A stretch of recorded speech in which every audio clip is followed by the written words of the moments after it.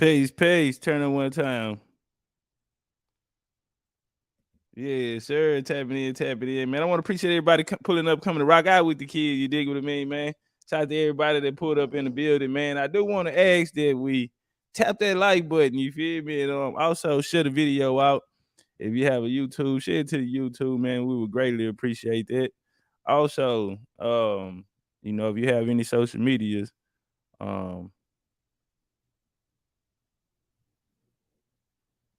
yeah, share it out to your social medias. We would greatly appreciate that. Oh, yeah, man. Say, man, we back on the block. You feel me? It's a beautiful feeling, man. What's up with it, Vito? Tiffany, baby, in the building. Please say the baby. Lizzie, what's up with it? Liz Robinson in the building in a real way. Appreciate you pulling up, sis. What's up with it? She hosted the Home Joe 47 in the building, representing the Texas Triangle. We back on the block, man. We back on the block. You dig what I mean, man? Yeah. You know, man, them haters don't like that, but it's all the way to the good, though. You feel me? We're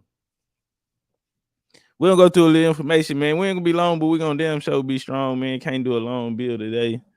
Man, I don't know what's up with my circadian clock. I don't know what's up with my sleep patterns. I go to sleep late and I wake up early. You feel me? I'm up bright and early, man. Before it was even 7, I'm up at 6 something. But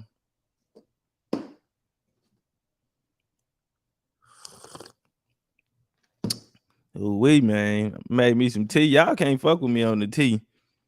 Yeah, I make tea, nigga, like niggas in London. Wake up, drink that morning tea, that breakfast tea. I got peppermint right now. I'm fucking with the peppermint. I got lemon ginger in here. In the real way. Get the blunt fired up, man. Shout out to the homie Shrubs, goddamn me. Coming through in the super chat. Getting this bitch started early, man. Getting it started early, man. What's up with the Creekside Yellow? My nigga, man. Homie Hammer, East Atlanta, Cock and Hammer. Shout out to the homie Alabama in the building, man. The homie Big Dez pulled up on us. In a real way. Shout out to Engine Gal. Key. What's up with the Key? Key, they been asking. Key, you in here? Let me know if you in here, Key. Let me know if you in here, Key. I don't want to talk out. I ain't gonna say nothing unless you in here. But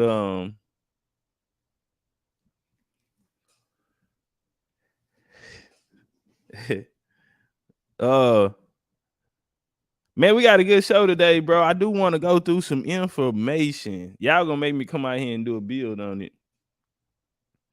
But I would love to get some Moore's intake on this. And would love get the Moorish intake on this. And I want some new Moorish energy. Yeah. Not them same old Moors that I always be trying to run in, I don't want the same Moors that be, I want some new energy Moors, man. I don't want it to be a confrontation. Like we ain't got to break into a debate, bro. Let's just, we want to hear the information. Niggas talking about Bubba, man. That nigga Bubba is our student. And man, we don't want the student in the. Well, we want some teachers. Bubba is one of our students. These niggas over here framing the future of their Moorish doctrine off of what we building on. And and I just want to let them know that, nigga, we not them Indians that was here before, and we not the Abos that was here before. We not over here, goddamn, taking pieces of the Moors. Listen, I got a video we're gonna go through today where the Moors are calling themselves Aboriginals. Bullshit, you not. Why? Yep. And they were saying it before a lot of these Aboriginals was out. God damn it, Matt, how you find them damn tickets? This nigga Matt just went and bought some tickets. I ain't even posted them up yet, I ain't think. Probably BCU probably put the moles up. Goddamn show ain't fuck with them. Shout out to the homie Shrugged and doubled it, spun the block back.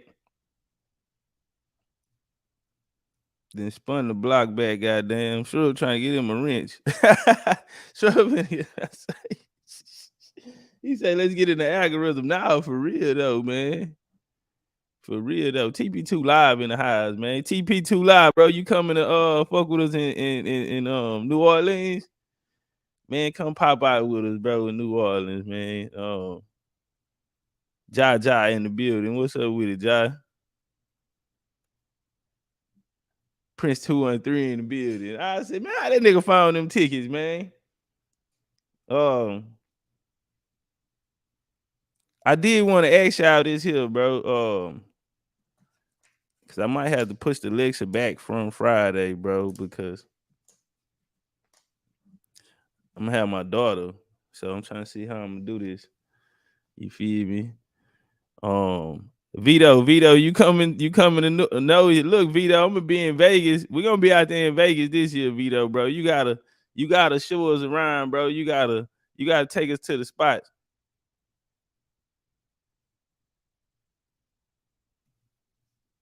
And he said disorderly student at that. But see what you think happened when you get the student a mic. The student don't supposed to have the mic yet. And you know, that's what we be seeing from Bubba. You know, it's one topic that's really, really going around. We're gonna kill this America's Morocco shit today, right? And we gonna use, you know, maybe these niggas don't know. Maybe they don't know. So we gonna kill that notion of Moors in America. I do want to say this though. I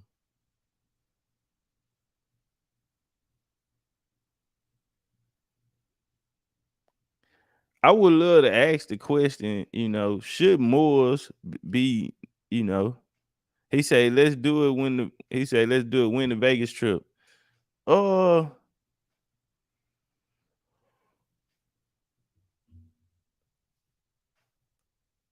Vegas, we might do Vegas in May. Might do Vegas in June, May, June, one of them. May or June or something like that, bro. We gonna do Vegas. Shrug, bro. You gotta pop out. Man, y'all gotta have it laid out, bro. Everywhere we gotta go in Vegas, bro. Girls collection, strip club, all that shit, bro. Y'all gotta. She Hoisted, you coming to Vegas? Kiki, little big head ass. Talking about big head Key in the building. Look out, Key. We you know, they've been asking about the genealogy classes. Key, they've been asking about them genealogy classes. Yeah, yeah, I need something. They want to know. They was asking me yesterday, you know, when we gonna start back the genealogy classes? I said, you know, I gotta talk to BCU and see what's going on. So, right, TP2 Live, we're gonna be down there March 17th through March the 20th. March 17th. This nigga here, man. Oh, fuck that shit. We finna wrench this nigga up. He talking about he don't do this shit for no motherfucking wrench. We finna wrench your ass up anyway, nigga. Where my phone is? This nigga here. Shrugged and double back again, goddamn. That nigga.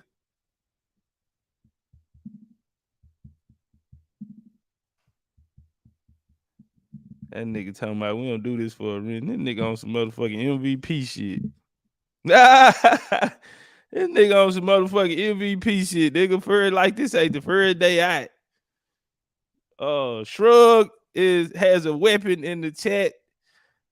Y'all gotta watch that nigga. He got a bazooka on him. He will do this shit for no. Yeah, nigga doing donuts in my motherfucking super chat. Talking about don't rinse me up. Nigga, you rinsed up. This nigga going for MVP. This nigga right here shooting the motherfucking lights out. Sniper gangs. Or he'll spit say yeah, this nigga on some DC sniper type of shit. Oh shit. That nigga on some motherfucking DC sniper type of shit, man. God damn, that nigga threw my whole motherfucking concentration out. Oh, Kiki, yeah, where your big head ass at? Oh, these folks been asking me about the genealogy class. So, I told them next year at the top of the year. So, yeah, and I also told them that I don't know, man. We got to see what days work. We gotta find out what days work. I don't know. Me now, this is not what we saying we gonna do, right? This is not what we gonna actually do. But I will say this. This is what I was thinking. Me personally, I would have loved to have genealogy Saturday or Sunday morning. Saturday or Sunday morning, but I don't think that can work. I don't know if that'll work, but if I had to pick, I'd be like Saturday, motherfucking me. You know what I'm saying? Like a Saturday or a Sunday. But I don't like to get up neither, goddamn. Even though I'll be up at 6 in the morning. I don't like to be up at motherfucking me 6. But I just think genealogy early in the morning, that early in the morning genealogy, I don't know, man. You know how niggas just get up and watch cartoons and all that shit. Yeah, nigga, get your ass up, come genealogy class. But that'll be, we'll figure that out, man, at the top of the year. This nigga, my motherfuckers.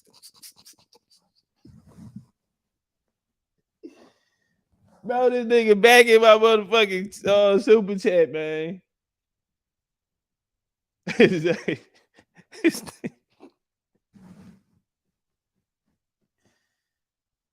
that is not a nigga trolling. I think the nigga trolling now. Yeah, that nigga on some troll shit right there, man. Yeah. Vito say Sunday mornings be relaxed. I feel like that's a jiggy day.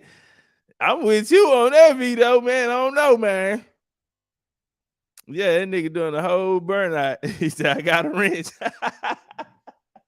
Yeah. Say, yeah, that nigga out there, he trolling now. Now that nigga on some whole troll shit. This nigga done turned into a whole motherfucking troll in the chat. Boxing and barbecue, what's up with it, man? Whole lot of LDBC shit going on, man. Shout out to the homie Boxing and Barbecue, man. Yeah, bro, I ain't have my channel. I'm back at it, man. First day out. First day back on the block, man. Yeah, she say she gonna move the schedule around next year. Yeah, we'll talk about it. We'll get it done. You feel me? But the people, they definitely been asking about it.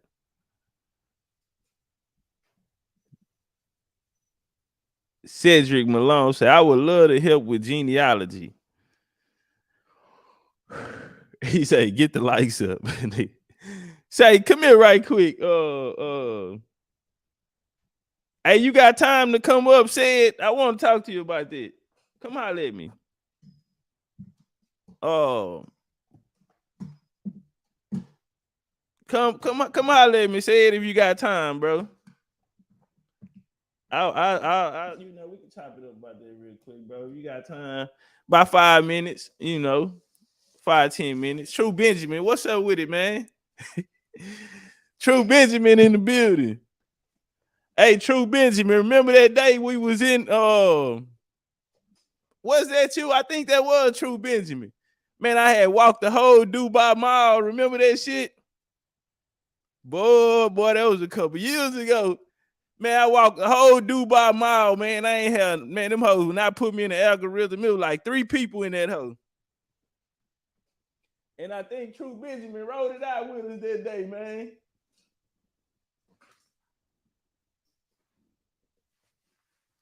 Mr. TD.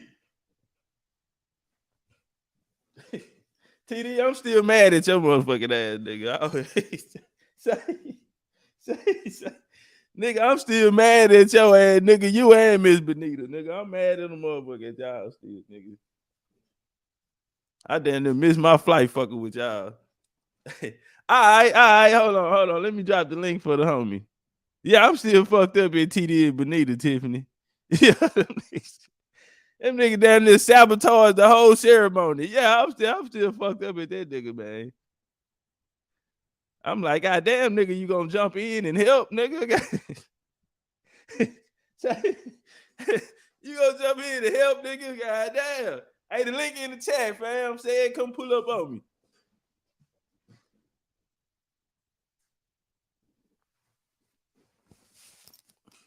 Copper Skin King say, smash the like button, man. look at she always said. She always said, I'm still fucked up at them too, goddamn. Hey, y'all coming to not Vegas. Y'all coming to New Orleans, TD?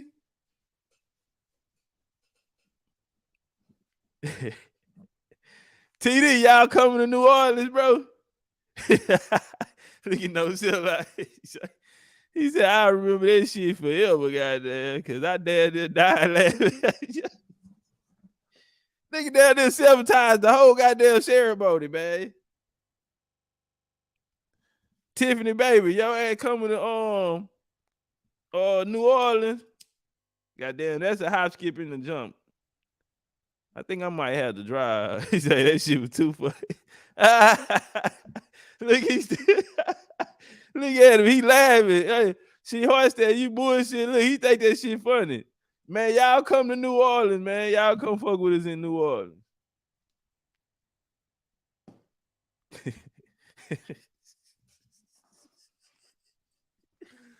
Boy, these niggas hell, man.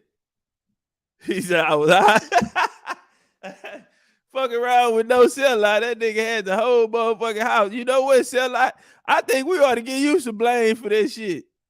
Yeah, TD said he was under the influence, man. That nigga said he fuck around and been in the urban fruit pack. Man, TD been in the planning that urban fruit pack.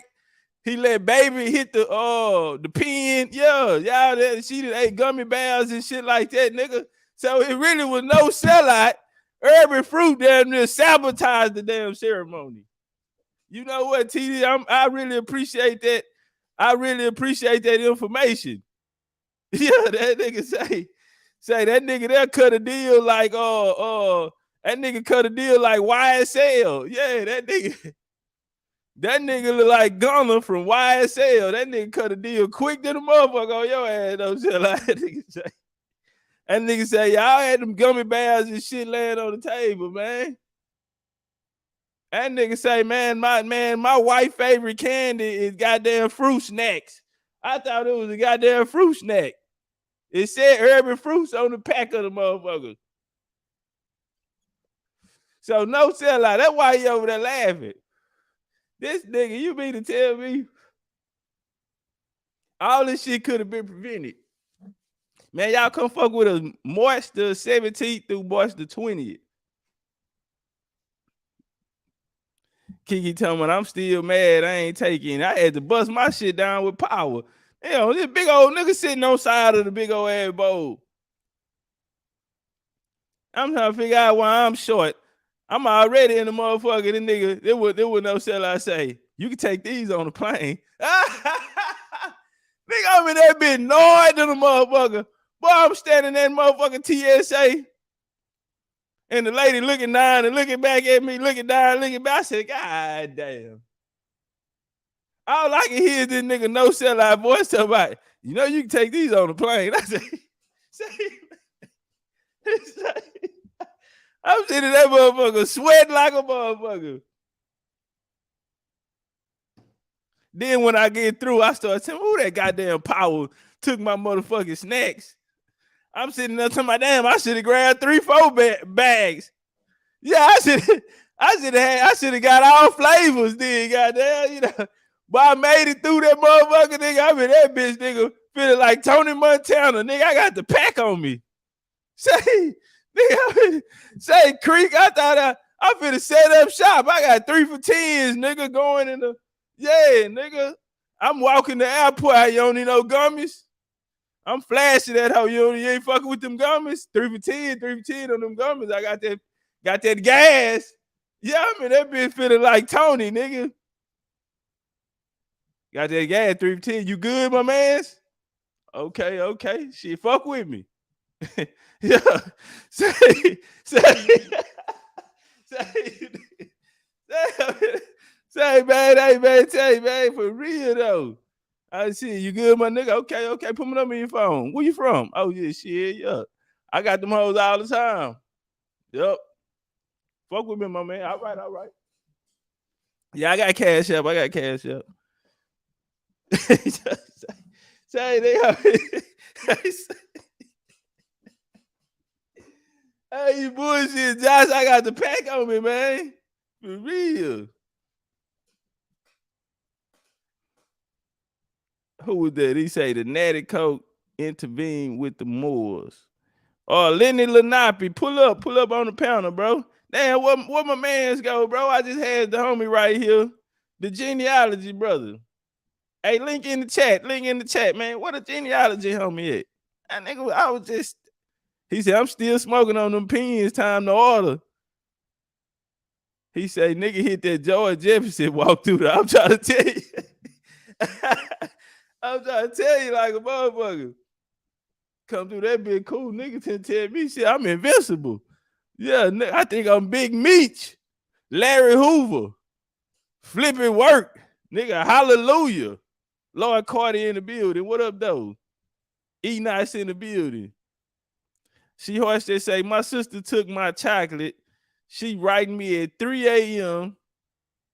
talking about she can't fall asleep. She feel like exercising. Nigga say, man, I think I'm about to go do an excavation. Yeah, I can't sleep. What the hell you doing? I'm finna do excavation. Peace. What's the man? We got the homie Cedric Malone in the building, man. Where you calling from, family? Man, Memphis, Tennessee. Oh, Memphis, Tennessee. Okay. How long you Yeah, been yeah. following us on the show? Oh man, I was at the event with Phoenix Moon in Dallas, so I've been. We go back. Okay. Was it you and your gal? Yup. How you? Yeah, exactly. How you He remember said, how that you shit? know? I don't fuck with her no more. That's funny though. I think you know that was Yeah, my next question. yup. No, and then why I put that out first. Yup. Say, man, you know that was my next question, goddamn. Yeah, So y'all ain't yeah. making, huh? Was it your fault? Nah. Probably more than likely. More Okay, than all right, likely. all right. We ain't gonna talk about it then. All right, man. Yeah. Shot. Now I remember you from Memphis, man. I don't think we bumped into each other. I remember you called in like right before we went. You was like, man, me and my guy, we gonna come down there. So Yeah. that's why I asked. Yeah. We ain't bump into each other though. All right. So how long you been fucking with the genealogy? Doing my jump for a little while. I didn't get back to like 1860, so on a couple sides of my family. But that's why I was saying, man, if I could help out, man, that'll probably help me go further and help other people. You know what I'm saying? When I'm out, you know what I'm saying? And on the weekend, I'm out work. So I'm like, man, if I could help out, I've been dying to get in and volunteer for some. So that'll be good work. Right on, right on. All right, yeah. Nah, that sounds like a plan, man. We're gonna open it up a little more anyway, man. We're gonna try to make it more how can I say attractive to people who not fucking with genealogy right now, man. What some of your lines, what most of your lines come from? Somerville, Tennessee. We was in Somerville. My grandmama was remember I told you last time, my grandma was the first black woman to vote in Fayetteville, Tennessee. And so, man, most of my lines coming from Somerville, Tennessee. Okay. Um, so you Tennessee all the way then.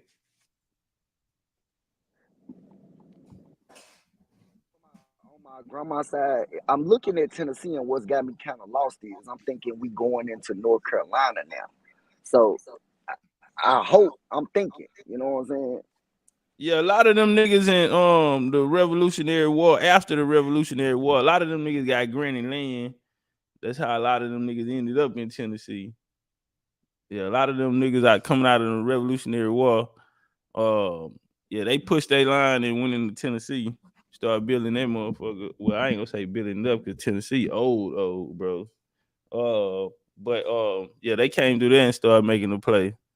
Said, "Hey fam, make sure to smash the like button." Okay, okay, appreciate that. Yo, nah, man. Hey, Kiki, come here right quick, Key. Kiki, if you be, I mean, if you free, come here right quick. Just 5 or 10 minutes, mama. Then we gonna let you go. I want to play this little video from the Moors anyway. Did say his line from Somerville, fam, and Brownsville.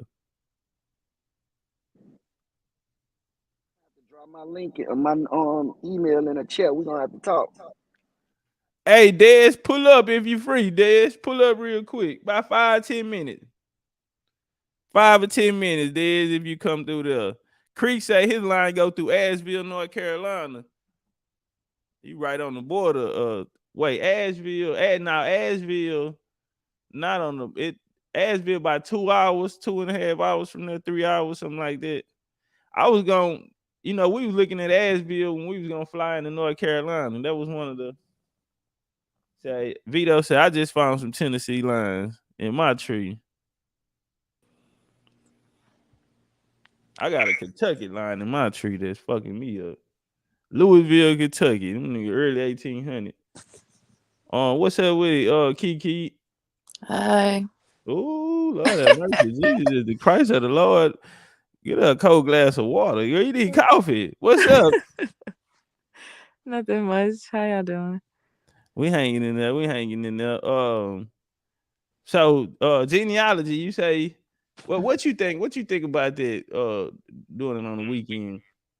I like it. I think Sunday mornings are great.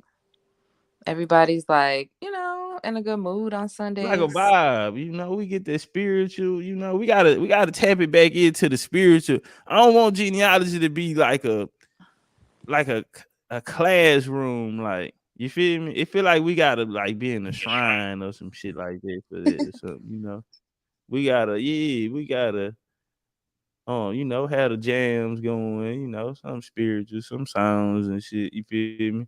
Gonna get our she hoisted and gave y'all niggas Sage and goddamn me Palo Santos sticks and shit. I was just about to I bring got say it again. I was just about to bring that up. I said I hope they didn't burn through all their presents yet. Right. Like we gonna get into some spirituality. If they did order some goddamn on the site, go on the site over there and goddamn order some over there from them. What I was gonna say, yeah, I think we need to make a spiritual vibe or something like that. Okay, I got my singing bowls and everything. We can start it off real nice. Yeah. We're gonna put it together, man. So that'll be Sunday mornings, you feel me? And I don't know if I want to just make it like we'll figure it out. We'll figure it out. But yeah, Sunday mornings Sorry. do sound like a vibe. Man, we gotta say it right here. Say it out of Memphis, goddamn me. Say what's the most challenging part of genealogy you think you found so far in your journey?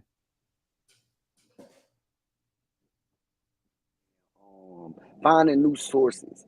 Like, yeah, man, my grandma just passed, so it's been kind of, you know what I'm saying.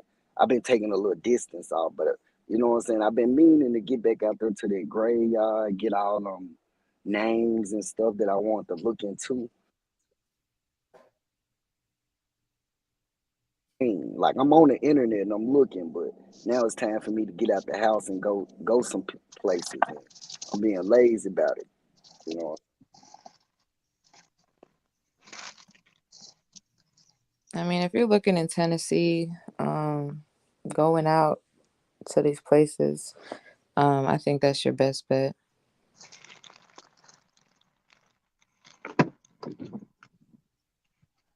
Burial Akira said ground misspelled name. that my grandma talked about, and I know where it's at now. You know what I'm saying? So it's just about me getting out there and getting on the money. You know what Shout out to the homie Big Diz in the building. What's up with it, family? Peace. What's up, fam? Slow motion. You say you're peeping them out of y'all peeping them out the town. Yeah, my dad's side from Somerville, Tennessee, and You my used to be hanging mama's out side. there. Say that again. I said you used to be hanging out there. No, not like that. You know how that family thing go when family start, dispersing. You don't go back to the country as much as you did when you was as we was little. We had a lot of Oh, it's land out country there. out there. Yeah, that's the country. Okay. Country, That's the yeah. country land. My mama's Oh, wait, side high was country though. Wait. High country. What's country to y'all? dirt road country. Yeah, like one corner store. It's like, Yeah, a general yeah, store. It's a general store, yeah, not a corner exactly. store. General store. Yeah, your general store Yeah, service the whole community. Ain't no Walmart, nothing like that. yeah, none of that. It's been That nigga about say, sir, no, you get sausage draws out that motherfucker and bologna. What you everything. said. Fish and tackle, everything, one spot. Big bro, what's your last name out there? You know any Malones? Now my family was the Davis family, the McKinleys, and the Beards, and let me see, that's my daddy line, and the Woodsons. That's my dad. That's my Hold out of up, my you daddy said line. Des, you said beards? Yes. Okay, I'm about to get with you because one of my people, they got some beards in Tennessee Oh and yeah. you struggling, so I'm gonna get with you. All I right. got All some right. over here. So yeah, I'm gonna have to link up with you. We showed Davis is out there. Yeah, I got that's my granddaddy, great granddaddy was Thomas Davis. Uh yeah, he was out there a long time. And my granddad was out there, and then they moved to the city back in probably about the early 50s. So my dad and my auntie was born in the city. They weren't born in the country. All my other uncles and shit was born out there in the country. And my mama's side from Haywood County in Brownsville, next door to you. Um, yeah, that's country boy, city boy from the country. I am. That's what it is. Country boy from the city, however you want to put it. Yeah. But yeah, See, we'll that's most definitely get together. Just holler at me on the app on the you. We'll get together and get the dig. that's a bet, man. I want to appreciate y'all. Pulling up. Goddamn, we gonna go and knock the little build out, and but yeah, see, that's that genealogy, man. That's we gotta get back to that though. We gotta get back to these type of conversations, this type of field. So Kiki, goddamn, it's on you. The Shit, genius. I'm down. I help where I can, cause like my nigga said, when you helping yourself at the same time. You can help people find shit, and you can help yourself find. Mm-hmm. Yeah, Well, Hey, that's the I got a together. neighbor straight across the street from my grandma right now. He got our same last name, and it just took me 40 years to really think of, like, damn, this nigga got my people last name, and he from Somerville. So when I go back home, I got to holler at him about that because he been my neighbor since I was a baby in the city, but they from the same country area where my people from. yeah, man. You turned up by New Orleans. They turned up. Yeah, I can't wait. Goddamn, it'll be here in no time though. Yeah, well, She said, yeah, so "Country you down know. store any store 2 towns away, gas station too." Oh yeah. All right, now Yeah. that's the best said. Just he said he dropped the email in the chat. Man, sign up to the U, bro. Just come over there. It's free. Sign up to the U. Come over there where everybody at. Big Chief University said, yeah, sign up over there, bro. It's free to get in. Pull up, man, and and shit, you can DM and message each other over there. Say, back to you got some last words for us, Key? Um, I just want to say I miss y'all. Can't wait to see y'all again. And I'm going to put some fun things together for genealogy class next year. for us to do. And that's it. I appreciate you. Appreciate both of y'all.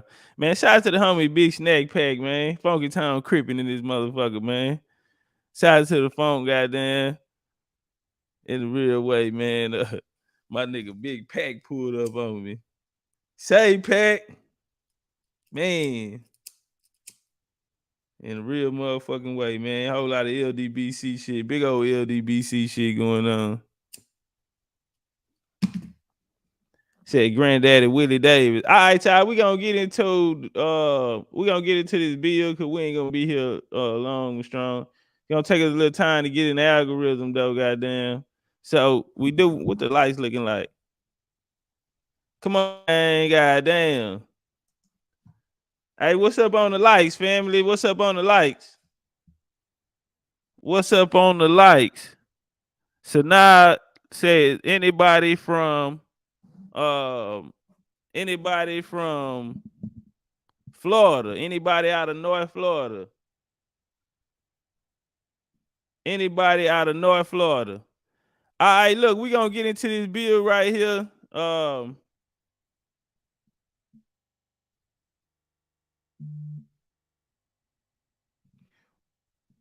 We're gonna get into this bill about the Moors in America.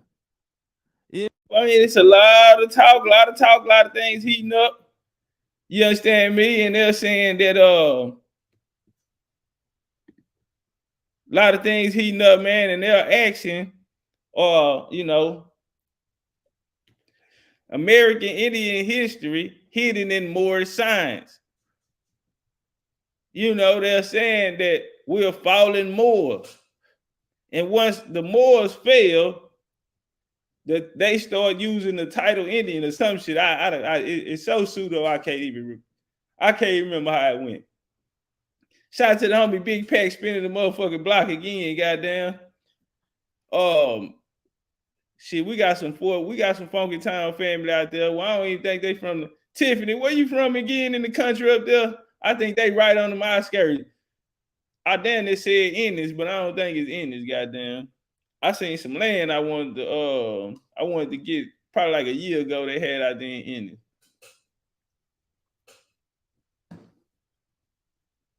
Damn, I done smoked my whole blunt in the bill about this. I'm as a roll nothing. All right, watch this shit here, man. So the conversation heating up, man. The Treaty of Peace and Friendship, the Morocco Amaruca. The Morocco Amaruca. Okay, she say Dallas by way of Hamilton Park. Hey, Big Pack, you know what Hamilton Park is, cuz? She say we're not country. Okay, all right. I don't know why I thought you was a trail rider. I don't know why you had cowboy boots in the cow. Don't even worry about it though. I done made up a whole motherfucking person in my head. Tell me how tunes in the motherfucking building. Hey, when I get off, all the members, I'm finna change it to the Jaguar heads. So all of the tunes, no, we ain't been on this one in a year. That nigga got the old school though, that motherfucker. I'm gonna change them all to Jaguar heads though. You feel me? No sell. I said I got 4 roll per the usual. Got a plan ahead. Yeah, I'm sitting here talking about I ain't gonna be here long. I just, I fire this one up and I ain't really tripping. And now this bitch gone, and I'm like, that bitch been burning the whole show. I just keep lighting it. I ain't even been hitting that hoe. Sometimes you just want that bitch with you. Say, man, Hamilton Park is only a brown housing establishment in Dallas. He say, who got the lighter? See, I lit my calendar. That's what I started doing. I just fired them hoes up on the calendar. And he said, he should have planned ahead. Yeah, I'm gonna let Taj Tariq Bay get on y'all ass. She said, can't smoke today. It's Wednesday. Yikes. I feel you. Built by Dr. Hamilton Park in 1952. Little historian.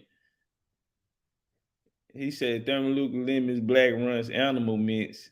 And see, I never even heard of them motherfucking flavors. Yeah, nigga, you got some whole nother futuristic. Yeah, that nigga on some futuristic type of shit. Man, shout out to the homie James Brown Jr., man. Shout out to the homie Genealogy Season. That nigga changed his name to Genealogy Season, man. Say, man, the real nigga once told me, man, that genealogy will change your life. Goddamn, what Tifa is? Ain't nobody seen Tifa, goddamn, what Tifa motherfucking that? Look at She-Horse said, urban fruits VA. Look at She-Horse said, urban fruits VA, nigga, I bet. Lucini said that animal missed the truth. I ain't never heard of none of this shit. Them niggas got going on over there. That nigga got that Zaza. What is it? Wednesday. Weedless Wednesdays. Weedless Wednesdays. Shout out to the homie Almighty Law, man. Shout out to the family Almighty Law in the building, man. Think sis changed her name. Yeah, but I ain't even see the new name. See, y'all niggas like the role play. That's when you know they like the role play. They want to give you different names and characters and shit. Yeah. Yeah, Tifa, she want to role play. Yeah, she want to switch her name up and shit. You know, wear different color contacts in the eyes. And, you know, the day she got on glasses, the Moorish contacts, Hazel Malate contacts and shit. Yup. Look at She-Horse there. Say, man, you know, she want to wear her hair up today, you know, want to wear her hair down tomorrow, leg across the shoulders and shit.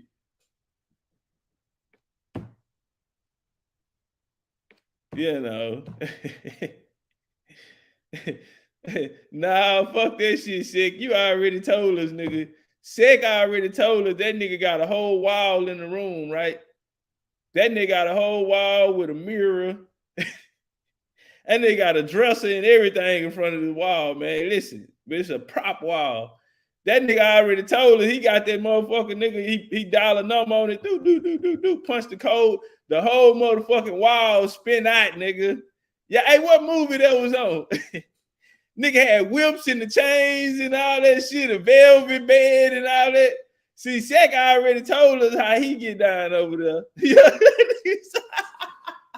Say, nigga. Dr. Deese nigga, man, this Mr. Nasty Time.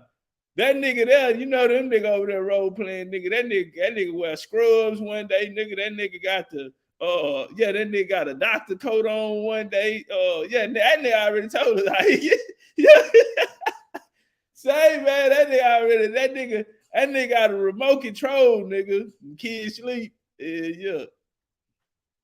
Turn the shower on, nigga. Shower scene, everything, nigga. Pornography, nigga, on the screens and shit. Yeah, that nigga got a whole nother. Junior got a dungeon. That nigga there got a whole nother wild, nigga. Yeah, that nigga, that bitch. Some days he wear the glasses, some days he don't. Sometimes they act like they know each other. Sometimes they act like they don't. Hey, what are you doing here? Who are you? Yeah, get on the ground like a motherfucker. Yeah, I already know y'all niggas some freaks. Yeah, that nigga Shrug that Professor Sex pop out. Yeah, I'm trying to say that nigga Professor Sex some days.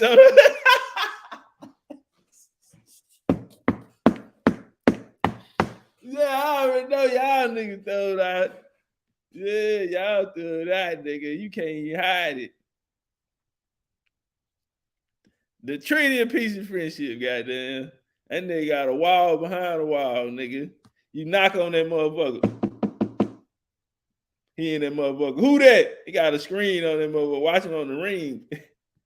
Watching on the ring camera. Who's there? Step back. What's the password? Yeah, you need a password to get in that motherfucker. He and that motherfucker sitting in the seat backwards like Professor X. You know how the seat turn around on you and shit? What are you doing here? What are you doing here? So looking at that, understanding our ancestors knew this very well. And so we actually left signs behind. The information is never lost.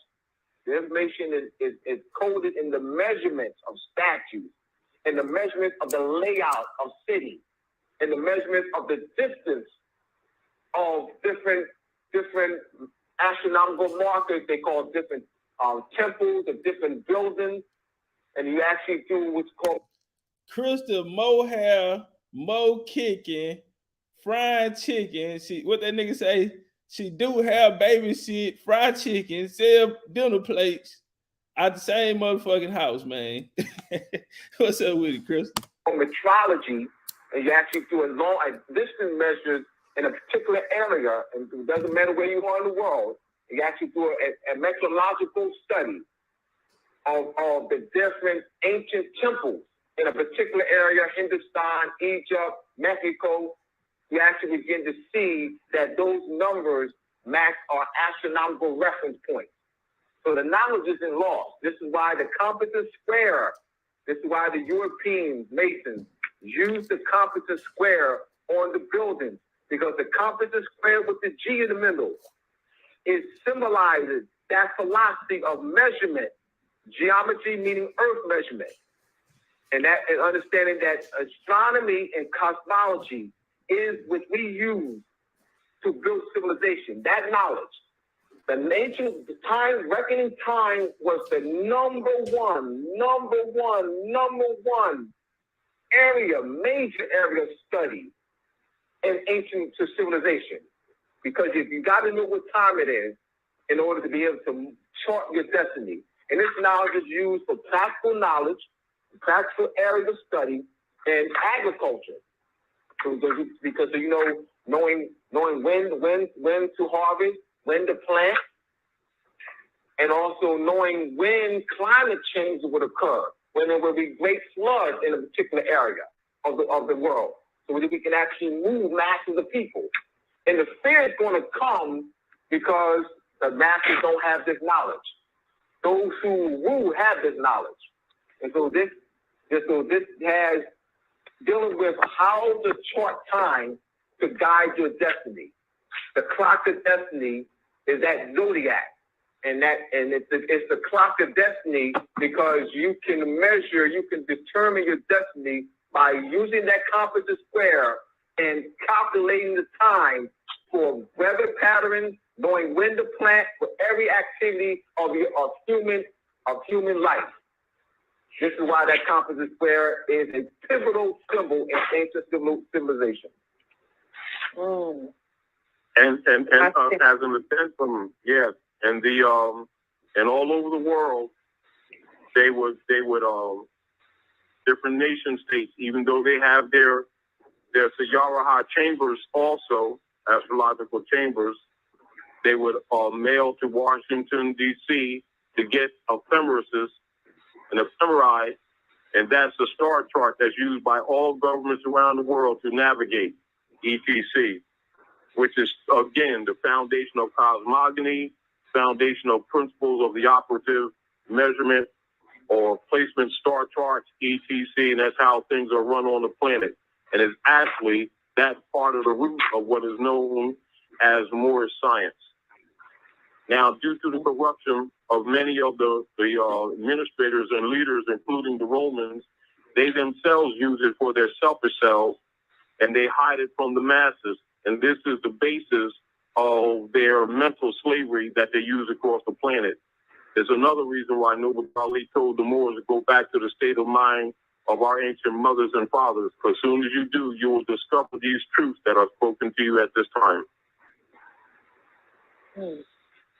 I see. And, and thinking about the whole thing with the science in regards to the geometry and the measurement, let's segue into the furthest land in the West, located at 48.1667 degrees north, 100.1667 degrees west. The continent that's now known as North America, that has so many names, of which Morocco or Amaruka is. And it's referred to as the Maghrib, Morocco, the most extreme west. Yes. Yes. So the area where the sun sets. And it's also the name that's given to the continent, the ancient name, the Temple of the Moon and Sun.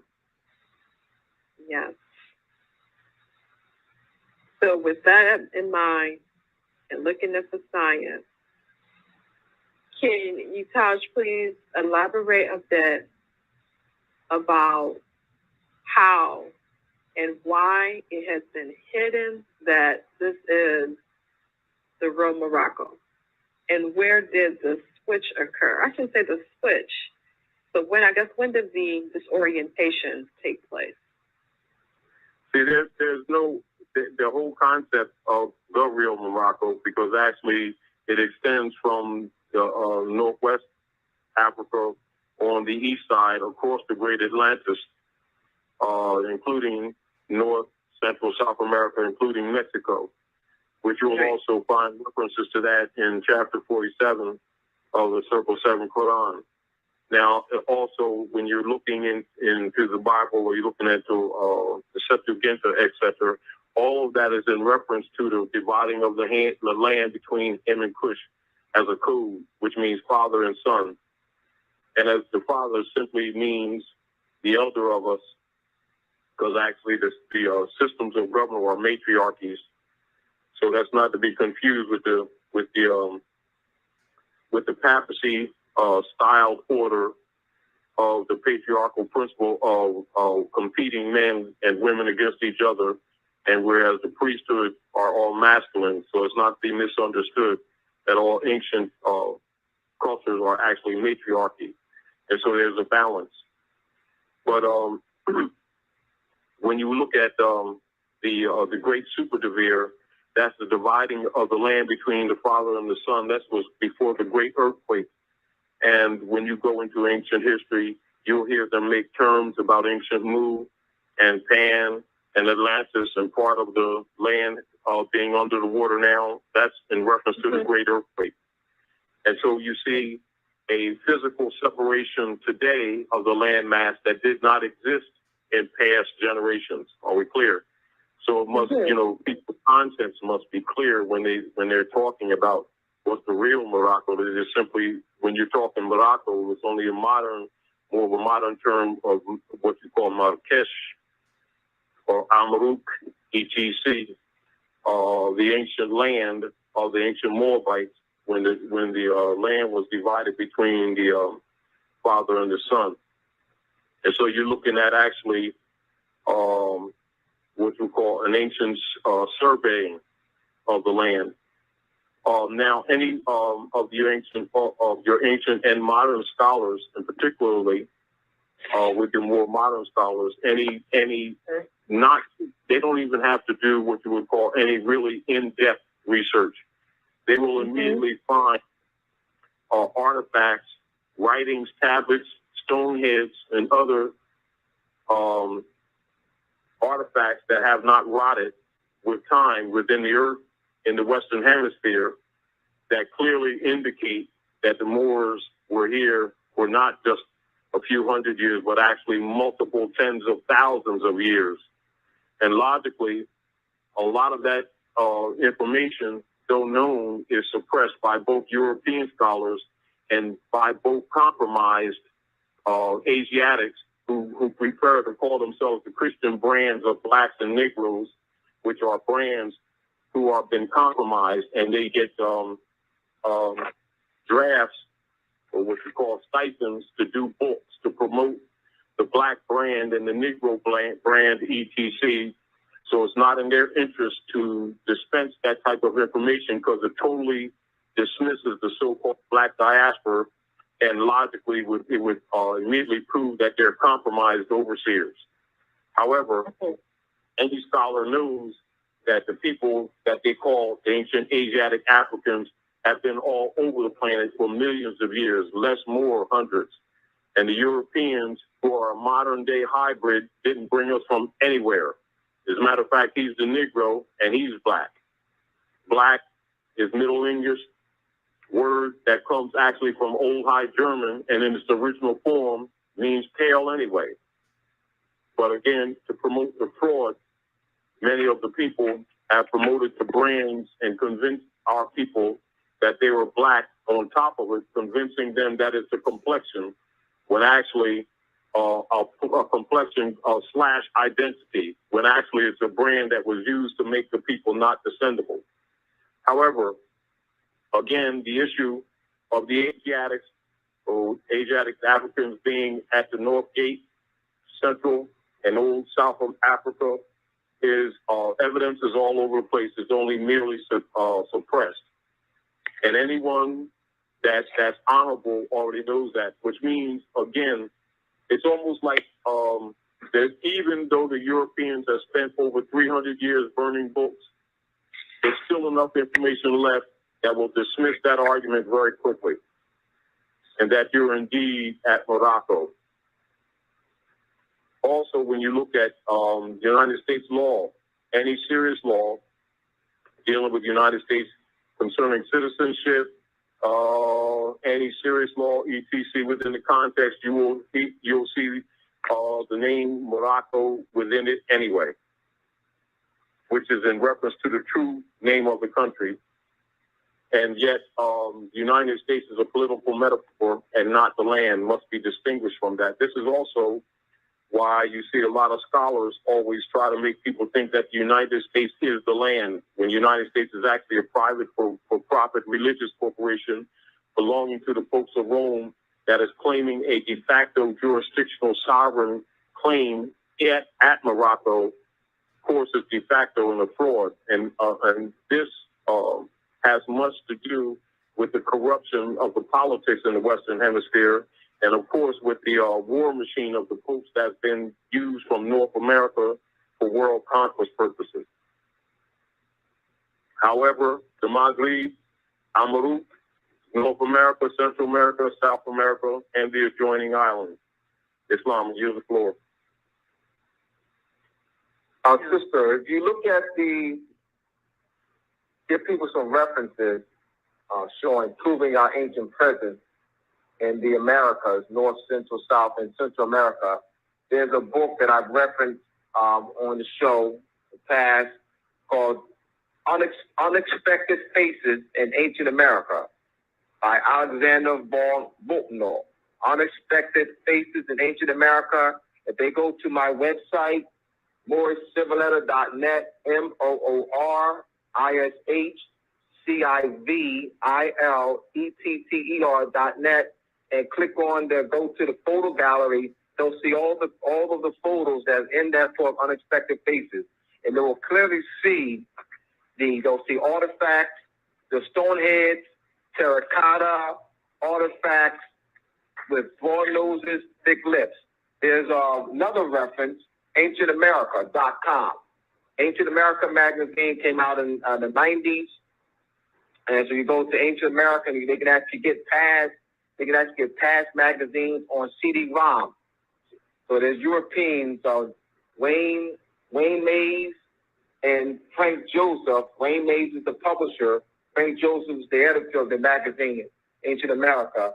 And they actually have conferences in the Midwest.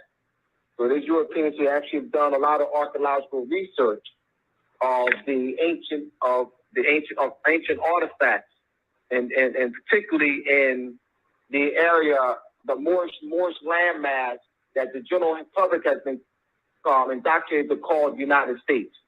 They have in the magazine, Ancient Magazine, the various magazines, Ancient America, you'll see pyramids found in Ohio and New York, Atlanta, Michigan, and so forth. There are artifacts and different all over. And then another reference, they came before Columbus by Adonai Surdama. They came before Columbus. He actually was inspired by the works of Alexander von Botno.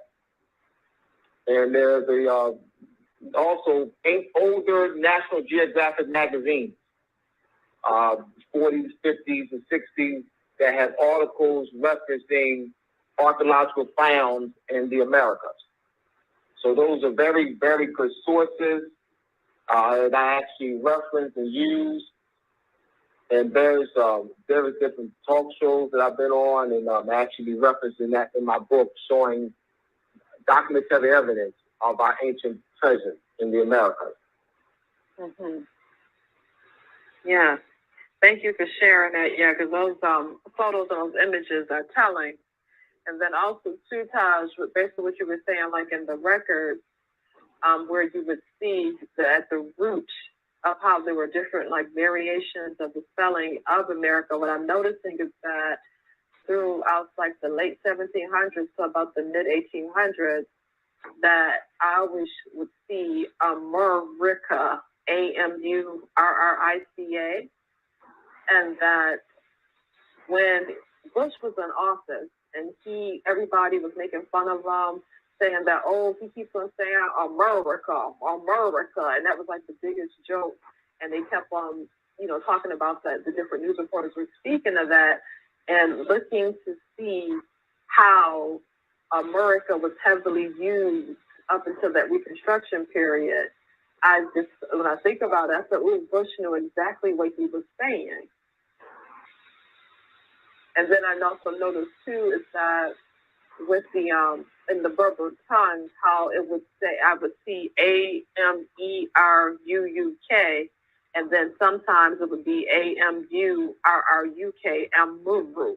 And then it took me to like the Amaru Kingdom. And then with all of this in mind, and I have to ask you all, with looking at the term Africa, during the Reconstruction period, when they mention Africa, during the time of the 13th Amendment with the 20 sections in 1864, when the term Africa was used, were they speaking of Africa as we know it today, or Africa in regards to land in the West? And the reason why I'm asking this is because I noticed that in the book Atlantis, The Antediluvian World by Ignatius Donnelly that was published in the 1800s. And by the way, y'all, I want to tell you, if you go to a thrift shop, you can't order it online, but sometimes the thrift shops, the Goodwill, Salvation Army, you can get old copies of these books from like sometimes $2 and $3. And with looking at that book, there's a paragraph in there where it talks about Africa. And I just want to read it, and then from there, if you all can give me your take as to historically, when we're looking at these documents, are they talking about Africa from this perspective or Africa in modern day terms? It says here, and let me see which page number this is. Oh boy, let me see here. Okay. It says here the Fomorians were from Atlantis, and they were called Fomoraic. Fomoraic Afriaic, Afriaic, and Formora, which has been rendered into English as Fomorians. They possess ships, and the uniform representation is that they came as the name Fomoraic Afriaic indicated from Africa. But in that day, Africa did not mean the continent of Africa as we now understand it. Major Wilford, in the 8th volume of the Asiatic Researches, has pointed out that Africa came from Apar, Afar, Apara, or Aparica. And that Aparica is A-P as in Paul, A-R-I-C-A. Terms used to signify the West. And I'll repeat that. Major Wilford, in the 8th volume of the Asiatic Researches, has pointed out that Africa came from Apar, Afar, Apara, or Aparica, terms used to signify the West, just as we now speak of the Asiatic world as the East. When, therefore, the Fomorians claimed to come from Africa, they simply meant that they came from the West. In other words, from Atlantis, where there was no other country except America west of them. So And I have to share with you, Taj, remember when you were down back in last year in February? And when we were all in the office? Yes. I had this book on my shelf. And sometimes, you know, I'm pretty sure that, you know, since you all are deeply having into study, how sometimes you get so many books, sometimes you don't even have time to read everything, but you know you got to get it. So that book was on the shelf when you were there. And I had so many other things that I was doing and reading. I had never got a chance to get to it. But several months way later after the fact, one late night when I was in the office, I was looking and reading, and I said, wait a minute, they're mentioning the Moors in here. And then it was like months after that, that's when I saw this. And so with thinking of this, since this was heavily published and out in the 1800s, and I specifically remember around the time when I first met you and had a chance to speak with you, you always placed the emphasis on the Reconstruction was not only about what was going on with the land and the slavery, but it was the reconstruction of the history. So with all of that in mind, historically in a lot of the government documents, are they speaking of Africa in this context? Yes, and look at this. Let's keep something more contemporary that most people can easily find. In your war records and in modern history, when making reference to documents in Europe and in the America, you will find when you go back to the 1800s, 1700s, that Africa and Moor are used synonymously. Again, affirming what you just said earlier, because they're related actually to one sequential identification. And not just to country states, but the people of Asiatic African descent are referred to in your records, historical and political records, when you go back to the 1700s, 1800s, as Moor. So African and Moor are used synonymously. This is another reason why it's important when you're dealing with the current issue of jurisdiction of land or inheritances of North America, while the Moors, who have been disinherited under European colonialism in the Western Hemisphere, why their political form today is Moorish American.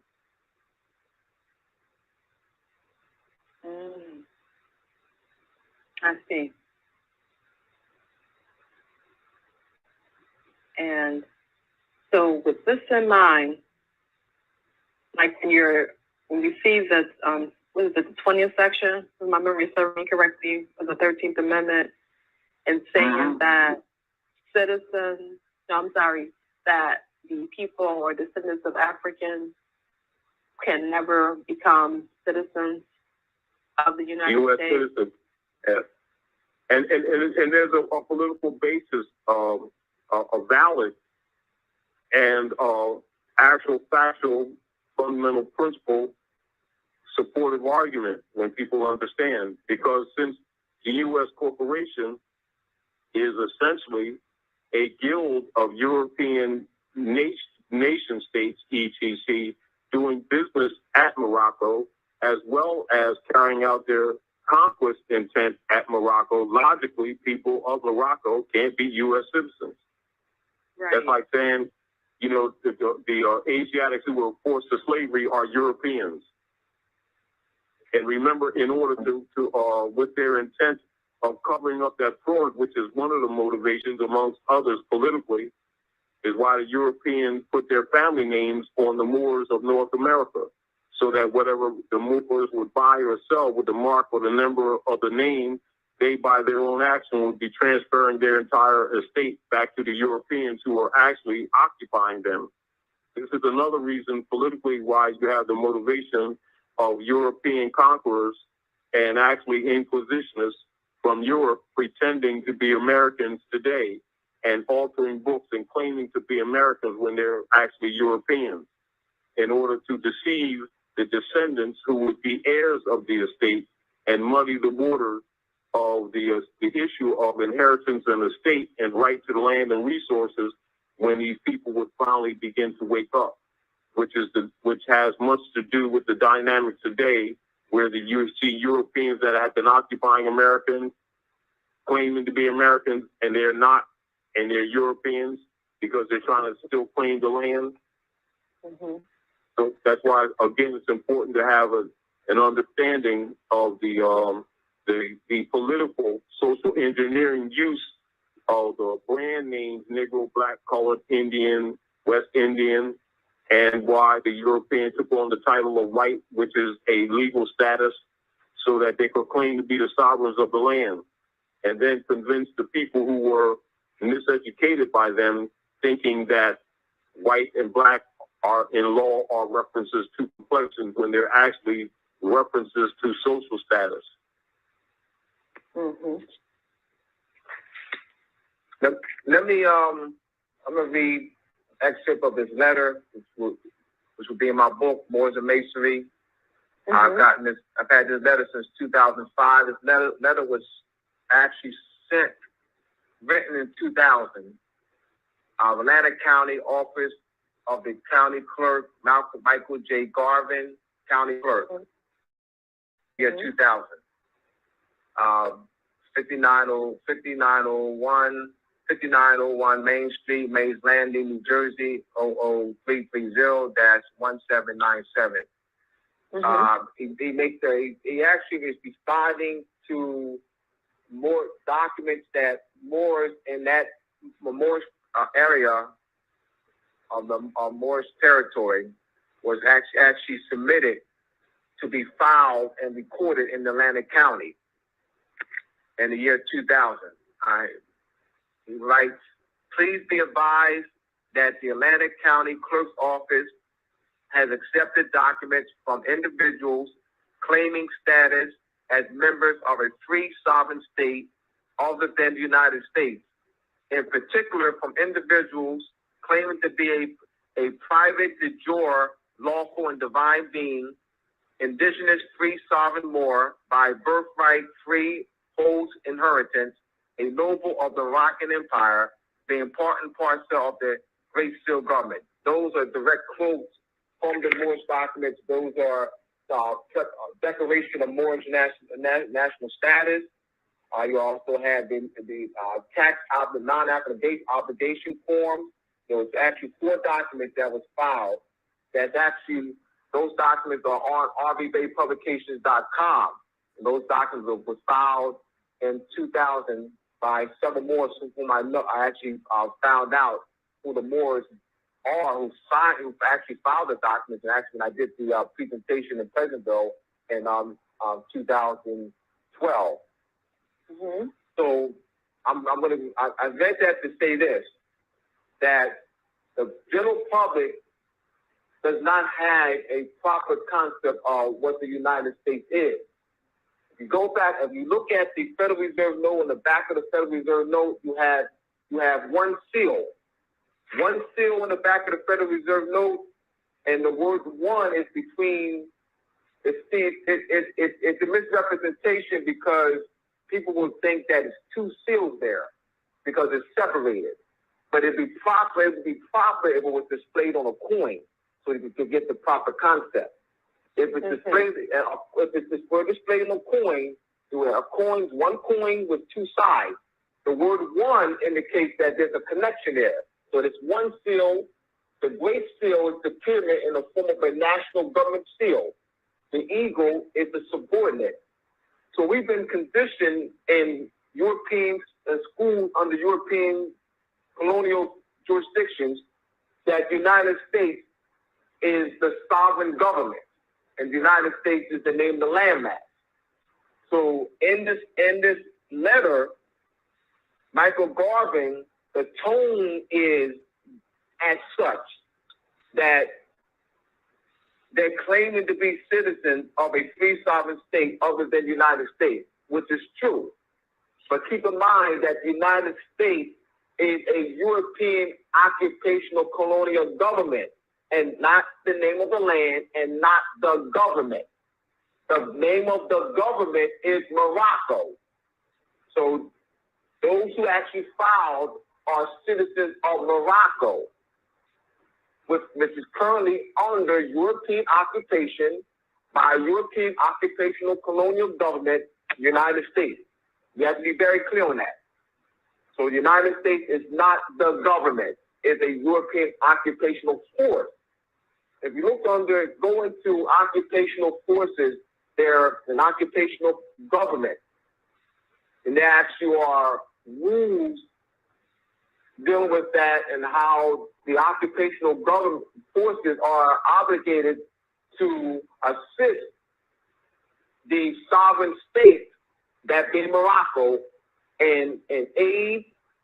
And if you look at the Declaration of the Rights of the Child, United Nations Declaration of the Rights of the Child, the rights of the indigenous people, where it states that the colonial states are obligated to assist the sovereign states in regarding clothing, food, shelter, and they're actually being violated.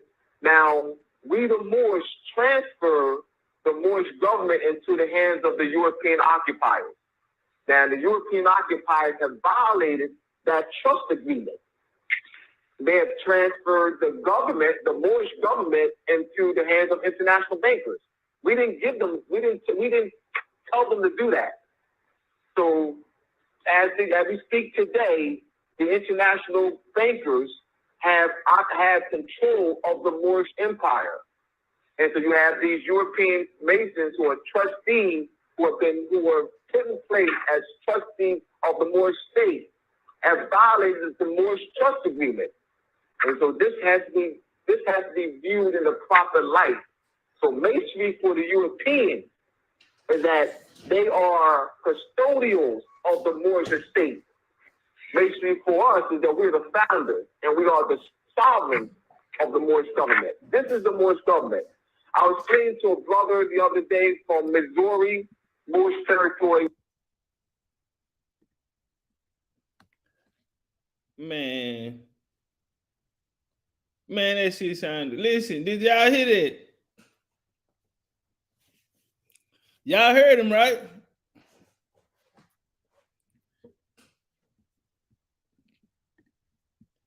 See, the Moors still out here teaching that white folks did this. And they wonder why people looking at them crazy. See, they still out here trying to tell somebody that a white boy did it. Everybody saying the Moors did it. And they saying, listen, the white boy did it. And you know how a nigga trying to convince you, and this here, he the enemy. And the nigga just sitting there like, come on, man. He steady screaming and hollering. And the white boy, I didn't do it. I what did he say? He gave it. Hold on. Where the European colony called Missouri, the Declaration of the Rights of the Child, United Nations Declaration of the Rights of the Child, occupiers. Listen. And they're actually being violated. Now, we the Moors transfer the Moorish government into the hands of the European occupiers. Huh? You did what, sir? Now watch this. Now, what's that? These niggas sound like the YSL. Say, look at TP2 Live. These niggas sound like the YSL wild taps. This nigga sound like YSL, huh, in the courtroom. Everybody saying the Moors did to colonize, and they talking about, nah, I ain't doing that white boy did it. I transferred it over. That nigga said I transferred tax titles and license over to that nigga, man. Your place came back. The place came back. It was Moorish place on the getaway car. It was Moorish place on the getaway car. Moorish place on the getaway car, man. That nigga said, "Nah, I had that. That wasn't in my name." Yeah, we checked the VIN number on that motherfucker. That nigga said, "I done transferred the tax titles and license over." Yeah.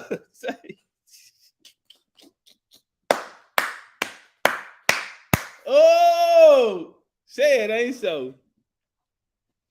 Say it ain't so. Now watch this shit here. He in the corner. Hey, nah, nigga, you going down for this. Watch what he say. Now, the European occupiers have violated that trust agreement. Trust it. So what are you gonna do about it, nigga? Yeah, fuck you mean, nigga violated it. So what you gonna do about it?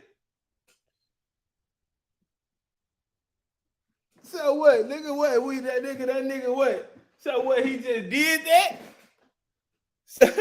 So what's up? He done violated the trust agreement. So what? AKA, he done took you for a hoe. So what? The nigga that took some, you gonna let the nigga take some? What's going on? Well, I'm trying to figure out what you saying. Why are you telling me the story like you so helpless in this? You're so powerful that you gave it to the nigga, right? And now you're saying he don't want to give it back or he ain't following the rules and shit that you are. So what you saying, man? You can't do nothing. Your hands are tied. Don't he sound like Obama? Remember Obama came out here and said, man, I wanted to fix systematic racism, but shit, my hands were tied. Yeah, Congress, they racist. They racist the Klan. Ain't that what y'all hear the Moors out there? That's what I keep saying. We about to say, man, these niggas went in here, but try to hide behind a white boy. If you don't bring your nigga ass away from here behind that white boy, that poor white boy ain't did nothing to nobody. He's a child of God. That old white boy ain't did nothing. He ain't did nothing to nobody. Now I'm a little confused. Check. I need y'all to help me out on something right quick, man. I'm a little confused. You have one group of Moors. You got, I guess it's Aboriginal Moors. They are saying that the Civil War was fought over white folks. Niggas fought in the Civil War to free white folks. And then you have this brother here saying, no, the Moors had a government and we gave it to the white folk. So yeah, no, ain't no nigga had to free the white boy, nigga, because the Moors gave him a whole government. He had a whole rerunning the whole government, nigga, that the Moors gave him. And then you got one group of Moors, Aboriginal say, well, we fought the Civil War to free white folk. I don't know what's going on, you know. I'm a press play, goddamn, and I mean, we learned a lot today, family. I hope you got your notebooks out. They have transferred the government, the Moorish government, into the hands of international bankers. We didn't tell them to do that. So what did you tell them to do? See, niggas said, I didn't tell that nigga to do that. So you know you gotta take this case with him, right? I don't give a fuck what the nigga do. From after you handed him the government, nigga, you know you're going to be a co-defendant. Yeah, I feel like you put the pistol in the nigga hand and sent him at me. Yeah. I'm starting to feel like you niggas put the pistol in the nigga hand and sent him at me, man. Now he wild. Let me guess. Now he out of control and you can't control him, and you know, he's running around in the streets, and he's a big bad white boy. He might hang you from a tree, nigga. He's a big old white boy. He'll hang you from a tree. I can't stop him. I gave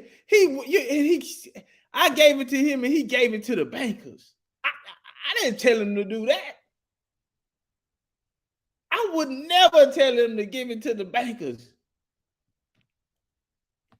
We told him to do good by it. Oh shit.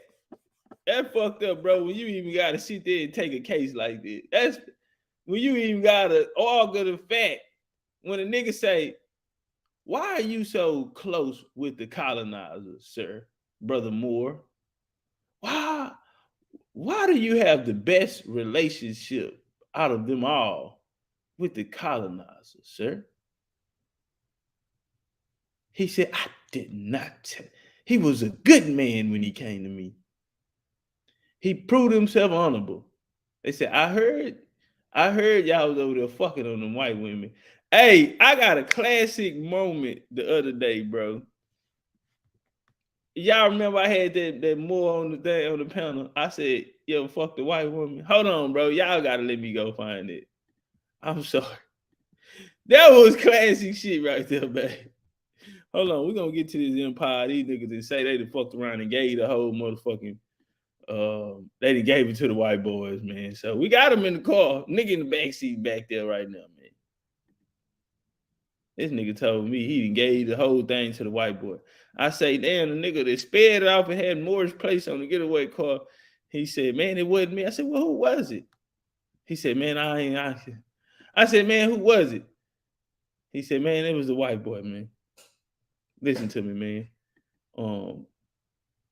White boy came to me, man. Nigga was down on his luck.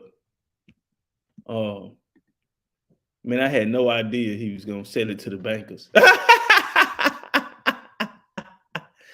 Oh, you niggas is told the fuck. Oh.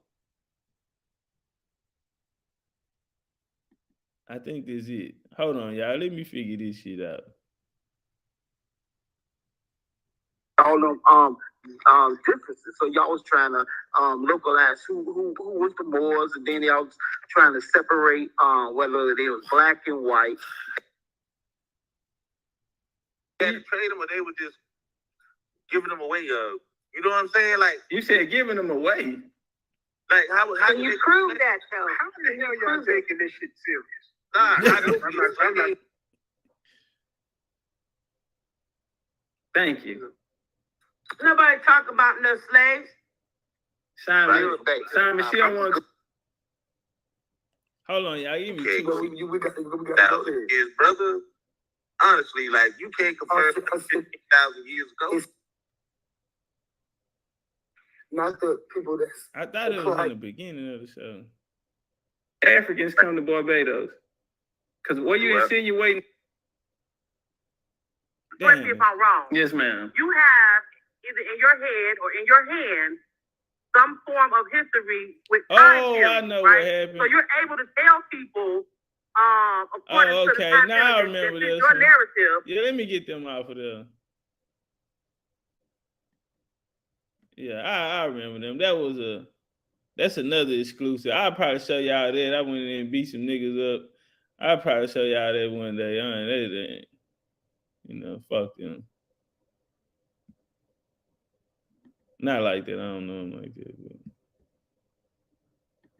just another body laid in the street. Was okay? Let me see.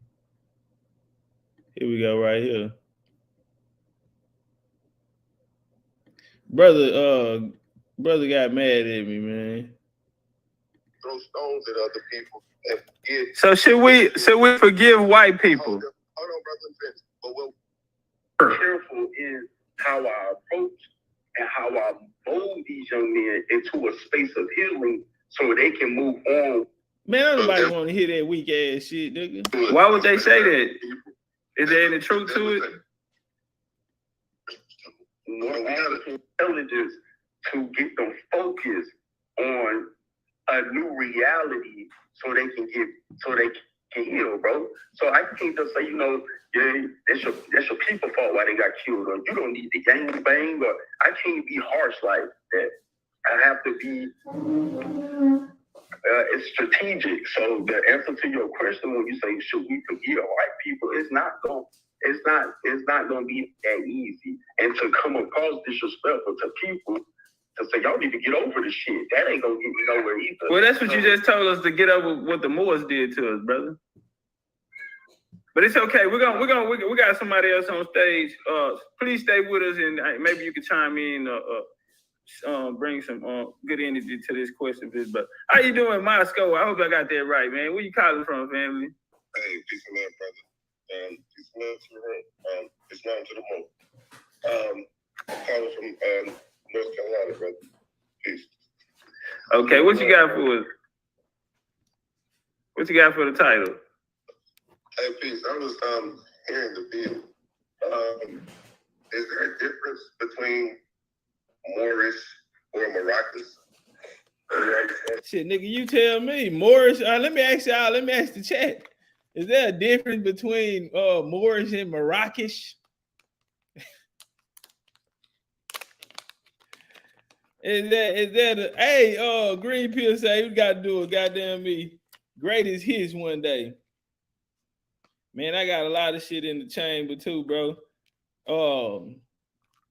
I don't know, man. It'll be live if like one of y'all edit it up. If y'all, cause y'all greatest moments might be, different coming from y'all perspective. I'm a natural damn fool, so every day I'm this way. So you said the difference between a Moor and a Moroccan. Oh, you tell me. Yeah, first of all, I'm trying to become Moroccan. Well, the reason why I asked that, brother, is because when we speak about the Moorish and the Moors versus what the Moroccans from the Moroccan Empire and what they did pertaining to the enslavement of what people would call their own people. So if Moors enslaved their own people, that means that the people that they enslaved were Moors. So the people that speak about being enslaved would actually be calling themselves Moors, even if they don't know it. But that's another. Well, you say the Moors. No, that's a conversation for today. You say the Moors will put in slavery? Well, people always like to say the Moors enslaved their own people. You never heard that? Ah, no, sir. I never heard that one. No, wow. That's news to me. Yeah. Sorry, buddy. I don't help out. You got to fight you. I don't help out, brother. I never heard that. Go on, teacher. Come on, teacher. I can't help you get off the ground, brother. Gotta fight your own fight now. A lot of people in a lot of demographics say that. So if there was, why would they say that? Is there any truth to it? That's how you take a nigga shit and turn it on them. How you turn a nigga in a fight. Now he on the defense. He done threw some shit out there. And now he got to defend himself from the shit that he threw out there. Yeah, I know, nigga. Nah, brother. Wow. News to me. You're a smart guy. You know a lot of things, don't you? So is there any truth to that? Come on, let's walk. Keep him on the outside of that jail. Let's walk. Is there any truth to that? Well, the truth that I would point out, if they did, then that will make the enslaved people more true. Nah, we gotta do best. That the best you got? Is that the best you have? You just want to win the Moors argument then, huh?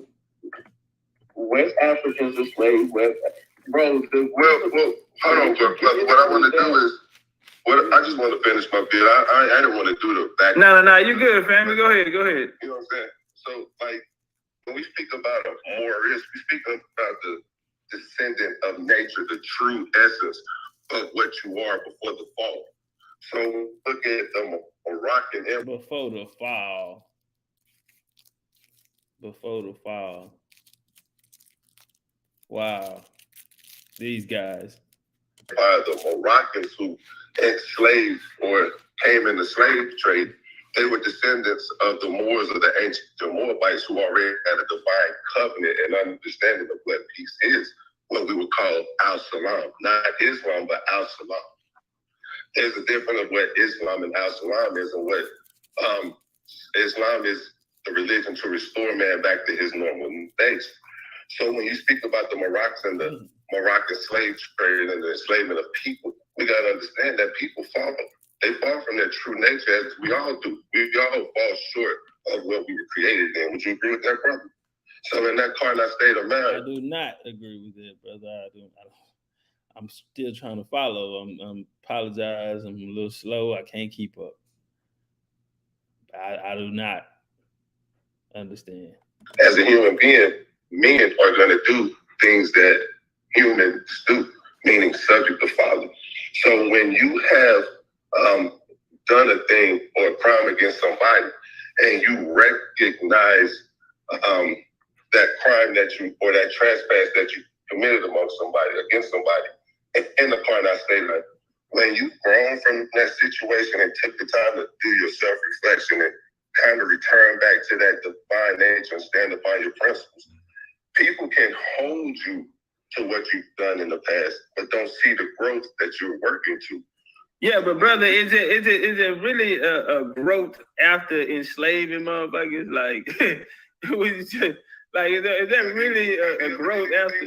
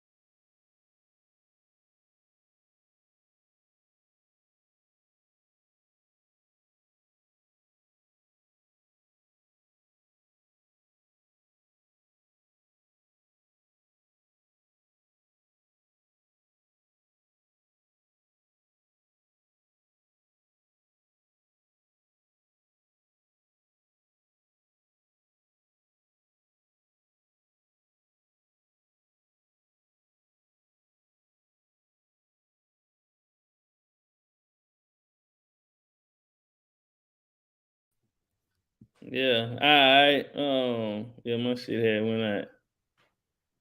All right, we back at it. Back at it again.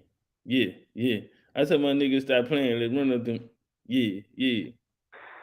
So as we speak today, the issue. Oh, hold on. So we all done things, even with all these dog words. That's why we in that survival of the fittest right now. That's why we throw stones at other people and forget. So should we forgive white people? Hold on, brother. But what we do is put them to something that we still do in the human nature. So there's different levels of what has happened, but a sin is a sin. I'm not saying that it was right by no means, but how do you return to your divine nature and able to do the things that you're supposed to do? And that's the works and the deeds of man. So when you look at today, what Moors are doing with trying to right the wrong and uplift the fallen humanity from the atrocities that maybe we've had a hand in and some may have not. But at the same time, that nigga say the Moors. He say the Moors trying to rebuild a relationship with the public because after enslaving niggas, you know. He said they trying to lend a hand and help build from the process, the reciprocity that they didn't put you niggas through. Where does forgiveness start? Or when are you able to still do the things that you're supposed to do now that you're conscious? See, sometimes you got to forgive yourself for things you've done in a carnal state of mind. Y'all gotta ask. You ain't never, nigga. I'm a bad motherfucker. Jasmine Boo, I'm a bad motherfucker. They niggas ain't never had a more apologize for slavery. Yeah. Jasmine Boo, these niggas ain't never had a more. Name me a scholar that made a more apologize for the traitorous acts, make a for the colonizer ways. That nigga said, brother, when does the healing and the forgiveness start? I come to you on this day, brother Top Cat, and I ask of you as a brother, eye to eye, man to man, as a I'm a Rukan brother. Could you find it in your heart to forget the Moors? Yeah, we raped, robbed, and pillaged the land. Yeah, we gave them niggas. That's how you start healing yourself. Okay. That's how you start hitting. Look at him. And this nigga straight Jaguar. Look at him sitting there. He just ready to go in for the kill. Just check him out. This brother is pouring his heart out. Down on bending knees. I think the boys to me and down on bending knees. And the brethren wants forgiveness for the participation of the colonization of the Moors. Well, dear brother, to that I say this. I'm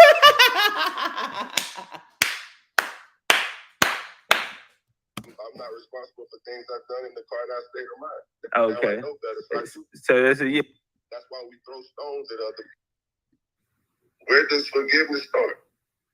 Or when are you able to? Watch him, bro. This nigga is a motherfucker, bro. Straight Jaguar shit, bro. We just gonna pounce on him.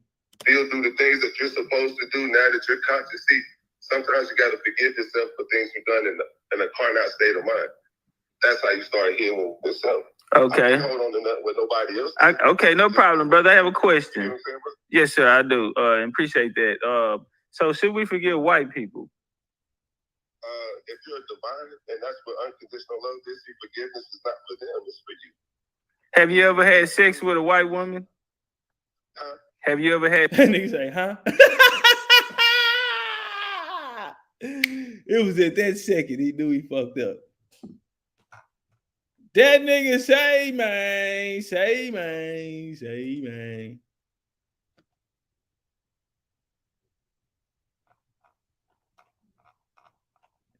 And nigga say, huh?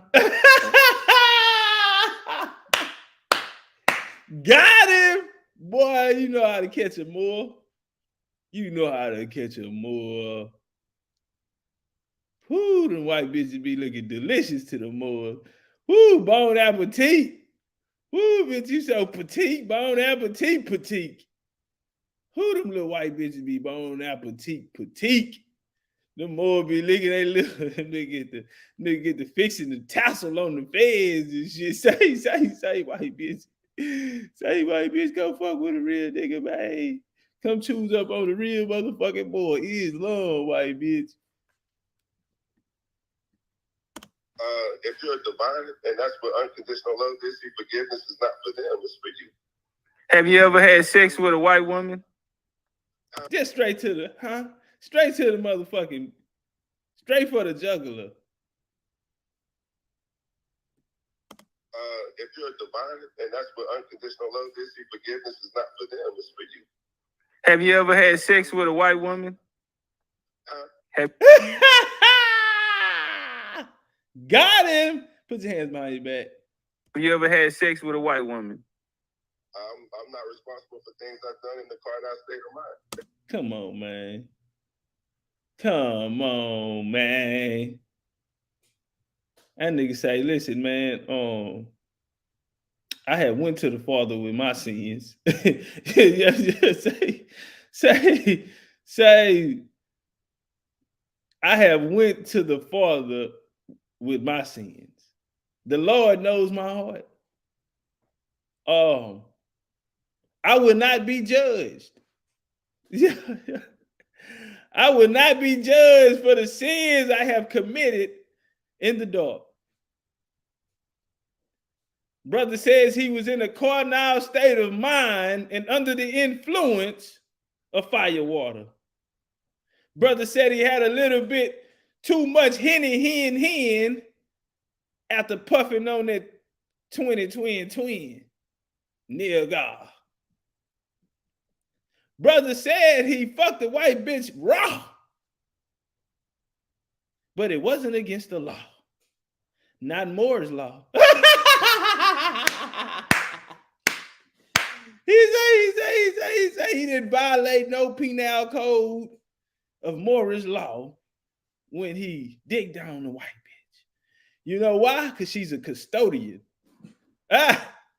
He say that white bitch is a custodian to the information, nigga. Yeah, nigga, that nigga said he has broken no crimes or committed no sins under Moorish law because the white bitch is a custodian. Okay. So that's a yes. Okay. Well, I mean, that's very Moorish. I mean, look, no, sir. I never. See, what you're doing is digging in personal things. Nah, brother. Come on, man. Nah, that nigga talking about I'm getting personal. Really, brother? Come on, bro. Like, you got that's low. Now that is low, brother. That was low. Come on now. You gotta admit that was low. Come on now. That's not true. But you know, that's between me and my God, what I've done in the Carnal State. But I mean, if you fuck the white bitch, you hit a white bitch, man. No, sir. I never slept with anything but a black woman. You know, and see, that's the journey that you walk. See, we all work. Correct. But I mean, that's very Moorish to sleep with a white woman, though. So I mean, that ain't nothing for you. That's part of y'all culture. Oh, that nigga! I do not want to be a culture vulture, sir. I am not a culture vulture. I do not go around fucking white bitches, sir. I'm not a culture vulture, sir. I don't think I'd enjoy that, sir. So no. I do not partake in Moorish cuisine or Moorish. I do not have a Moorish palette for the Pink Panther. Yeah, I don't have the last time I seen the Pink Panther, it was an XP. I don't have no desires for no type of form of Pink Panther. You know, today's my last day eating pork for the year. Yeah, I do not partake in Moorish diet. I do not have a Moorish palate. Do not taste the white bitch on the tip of my tongue, sir. I apologize. I do not have the taste for a white bitch. My mouth never watered up or flat or glared up or however they say it, for a white bitch. No, sir. That nigga said, I have went to the Father with my sins. See what you're doing now, brother, you are judging. For my God finds no fault in me under Moorish law. A white bitch was a desire of mine in the past. I have then moved on to greater endeavors. I have seeked a higher path. Yeah. I only now eat out at Asiatic, Orientals. Yeah. Nigga said he got a little taste for Oriental. The Moorish flew their flags on many lands. That's what it is. Say. Oh, where my light is, man? I ain't fucking with this nigga. That nigga told me I have then moved on into a higher. He said the Moors have flew their flags on many lands.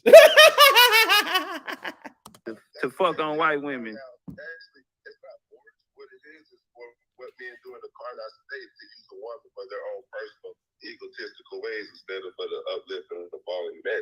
So I was in that Carnal State. I can't deny it. But look at me now. You get what I'm saying? Yes, sir. So, did you answer the? So look, let's dig in your. He got attitude, brother. Did I push a button, brother? Let's not let this one question divide this bridge we were building. Dear brother Moorish, brother, I come to you today with love and peace on my heart. Dear brother Moorish, I come to you today not to judge you for your appetite. My dear brother Moorish, brother, I come to you today not to judge you. Pull your rose, pull your weeds out of your rose bed. See, that wouldn't do nothing for me, because I got stuff I got to tell. Come on, brother, don't take it hard, brother. I mean, damn, it was in the past. YouTube Shorts presents. That nigga said, what if I come in your yard and pull up your rosebuds? Oh, shit.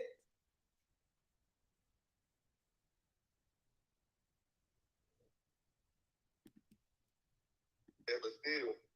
He fucked up about it. Come on, bro. You fucked up about that, bro. Come on, man. Now, I'm trying to build with you, brother. Like, can we get past the white bitch? I don't even want the white bitch in the conversation. Yeah, can we get rid of this white bitch? Because you have changed, brother, ever since the white bitch came in.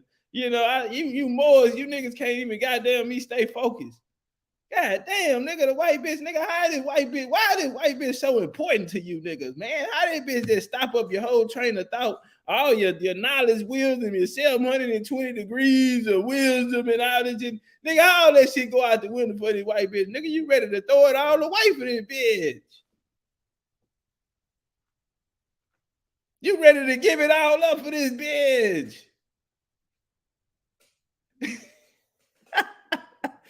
Brother, I am ready to move on. I'm ready to move on, brother. I don't get it. I don't know what she doing to you. Whoo! Can one of these Indian brothers come up here and tell me what that white bitch be doing to these niggas, man? I'm just telling nigga threw you off your whole square. Come on, man. I thought you nigga supposed to be on your square. Why we can't get past this bitch? What men do in the carnal state to use a woman for their own personal egotistical ways instead of for the uplifting of the fallen men. So I was in that carnal state. I can't deny it, but look at me now. You get what I'm saying? Yes, sir. So, did you answer So look, let's dig in your backyard and pull your roses, pull your weeds out of your rose bed. See, that wouldn't do nothing for me. Because I got stuff I got to tell. Come on, brother. Don't take it hard, brother. I mean, damn, it was in the past. Yeah, but still. he said, yeah, but still.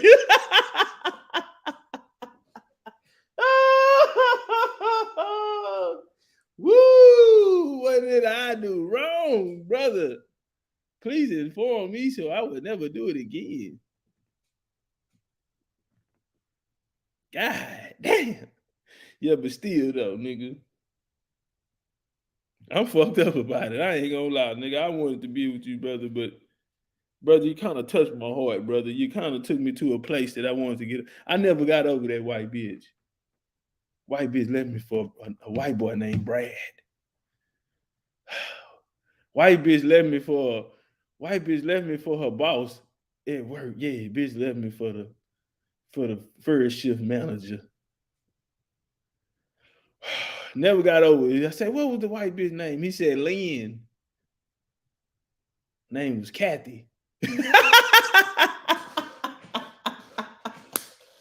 I said, what was that white bitch name? He said, name was Kathy. Left me for a white guy named Brad. He fucked up about it. Come on, bro. You fucked up about that, bro. Come on, man. Now, I'm trying to build with you, brother. Like, can we get past the white bitch? I don't even want the white bitch in the conversation. What's the purpose of digging in somebody else's backyard? Brother, I just asked I apologize for asking the question. Ah, goddamn it. We sorry. I'm sorry with you. Tell him, Chief, we sorry. Listen, brother, is there anything we can do to accommodate you, brother, to get you to calm down? Get this white bitch spirit out for you, brother. Anything, brother. Well, I apologize to you, man. Let me get a handshake. Share a cigar with me, goddamn. Somebody get him a glass of wine. What do you want? What you want? Cognac, goddamn? What you want? Wine? You want some hard? Sit down, brother. It's okay. It's going to be all right, brother. It's going to be all right. I promise you, brother. We're going to get past this. Brother, can we move on? When you ask questions like that, it's a bill, bro. So what was your intent of doing that? Was it the throw stone? He said he was your I'm finna walk off on your motherfucking ass, nigga. Cause I'm not finna spend the rest of my motherfucking day talking about no wife. I'm finna walk off on your motherfucking ass, nigga.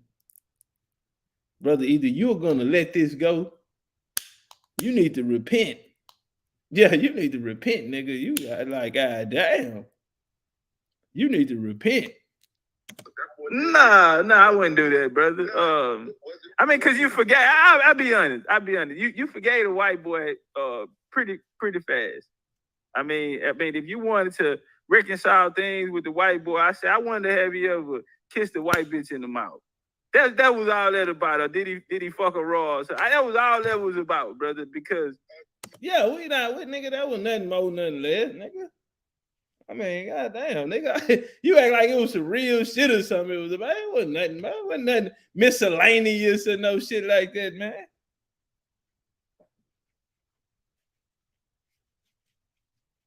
Yeah, nah, that wasn't nothing miscellaneous or no shit like that, man. I don't know why you would feel that type of way, brother. I apologize. Nah, you crazy. That's funny, man. Nah, see, again, when you're dealing with a higher understanding, man, that we're supposed to be the torch for the world.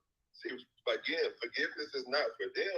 It's for me. I don't hold that on myself. That's and did that have anything to do with you becoming attracted to white women? Again, what I did I'm not responsible for what I did in the carnal state of. No, I'm saying in your place of forgiveness. Was that a way for you to show your forgiveness? Have you ever cursed, brother? Yes, sir. I'm from the South. I cuss all the time. We don't curse. We cuss down here. That's no excuse, brother. That's no excuse. Man uses profanity when they have no other way to express themselves. That's no excuse.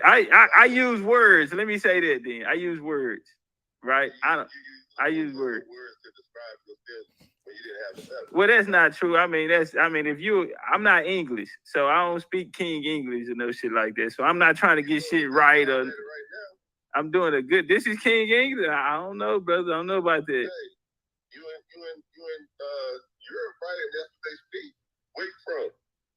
I'm from Texas. What's your nationality? I'm American Indian. Are you speaking your tribal tongue? I know some words. I'm not fluent in it. Where did the word American Indian come from? The word American Indian is English. It's a misnomer. Do you know that? See, the so-called Indians. Who told you that? Indians a misnomer. Hold on, brother. Indian is a misnomer like nigga, black. Bro, that's not true. Many would say, hold on, brother. Like many would say Moorish is. So you see. Okay, well, where help you out? I'm Kasadi, brother. One second. Let me finish. Yes, sir. You're here trying to tell me and the brother what Moors are, what Moors is. When you call yourself an Indian, in fact, that's a misnomer that was given to man by man. So it's like, how can you call yourself a mastermind and tell me about me when you don't even know about yourself? Brother, ever since the white bitch came in the conversation, you've been very sensitive. But I will answer you this here. Yeah, nigga felt like he could get one up on me. Huh? Oh, so you an Indian? You know what, nigga? And the brother used this word Indian. Such a derogatory word. It's a misnomer. The brother, listen, crowd. The brother identifies as a misnomer. Yeah, the nigga got up. I thought he wanted to build a brother and find a place of peace and unity and healing and forgiveness. And as soon as he thought he had one up on me, he go to the crowd. Hey, listen up. This brother right here is a misnomer. Boy, you nigga be trying to get any little thing. No, bring your ass back here. From the Kasadi Nation, brother. I'm from the Kasadi Nation. I have Kasadi heritage, brother. That's what my nationality is, brother. I appreciate that instead of American Indian. I can respect that more. And that shit fake too. That y'all saying Indian ain't true. That shit fake, bro. Y'all can't prove that. If you're a tribe, you had a tribal name, not a misnomer. Yes, sir. I agree. To the natives when they came I agree. Native American and stuff like that. And you know what, brother? I appreciate you. No. I appreciate you bringing that point up, brother, because you're absolutely correct, brother. So let me ask you, what about he fell for it. Come here, nigga. Your turn. I saw something. Your turn. What's your nationality? Say, bring him in. Got him. Spin his ass. Okay, nigga, let me talk to you. That is a very, very great question, brother. I really, really appreciate your wisdom, brother. I'm getting closer and closer to him. You know what? Probably the best question I had all week, brother. You're very, very intelligent, brother. Spin him. Got a question for you. Let's walk. Let's dance. What's up? International bankers have control of the Moorish Empire.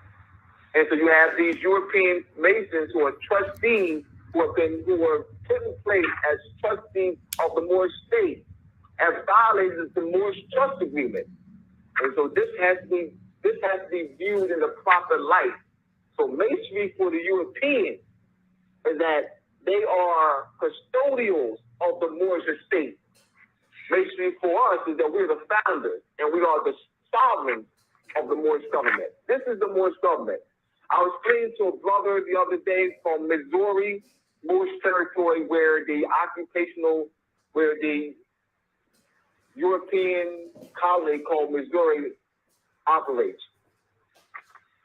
I was explaining to him, he asked me, can his European friend, be a citizen, all right, be naturalized? How can his European friend be naturalized, as part of the Moorish government? And I said to him that his European friend is already a part of the Moorish government. Keep in mind, the Moorish government has a dual national seal, the pyramid and the eagle, currently under occupation. So the Europeans are a part. The power to naturalize is a sovereign power.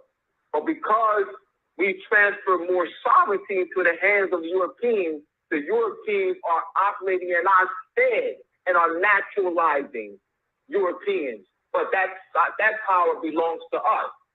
So that European is already a part. It's being very clear of what that obverse and reverse seal is. So that is very clear. And going back to the reference of Africa, looking at, again, proving that they were referring to this landmass, is that going back to the unexpected faces in ancient America, showing that they did not transfer us from anywhere to here. We have an ancient presence here.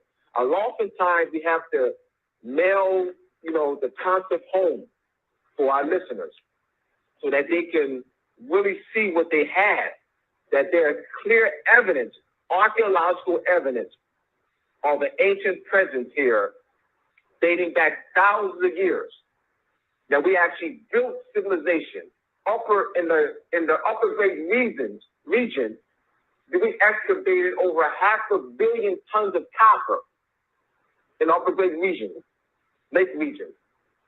There are underground cities, pyramids.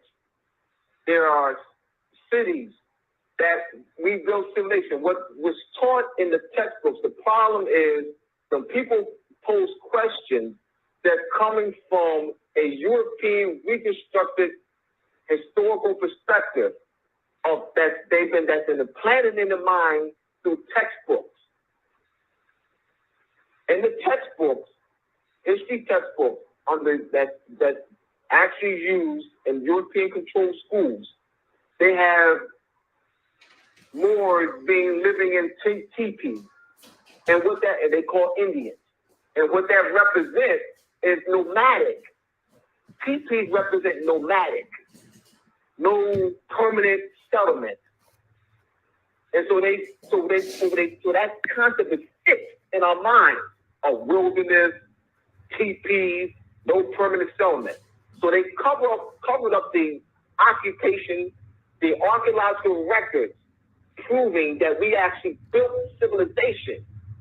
We actually with pyramids, with cities, with underground cities, with passageways and so forth. So this has to be covered up. So they created this fictional history of a wilderness, no civilization, and they came here to build civilization. They were explorers. This false concept. During the 15 and 1800s, during the same time period of the so-called transatlantic slave trade, we were seizing this European ships. Portugal, France, Spain, the Netherlands, England, Germany.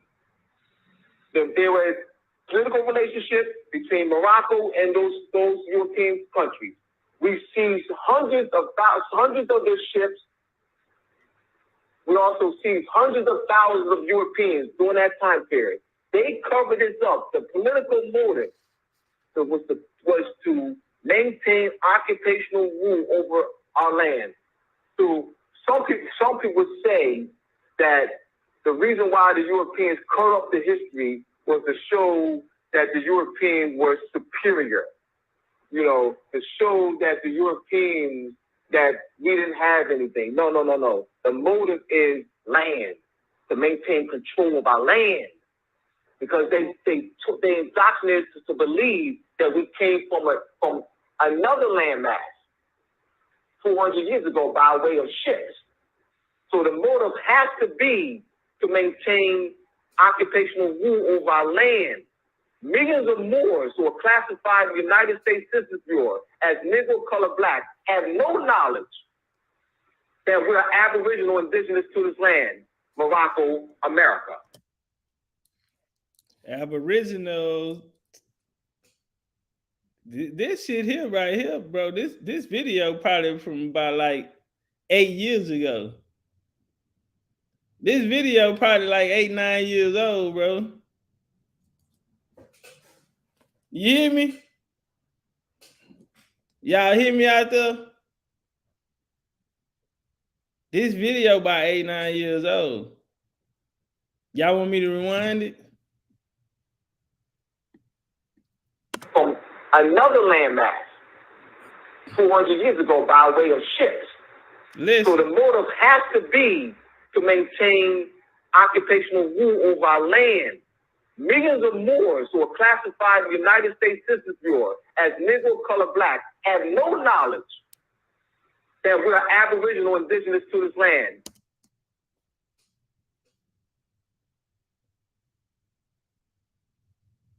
To what land, Brother Moore? Morocco, America. Oh, okay.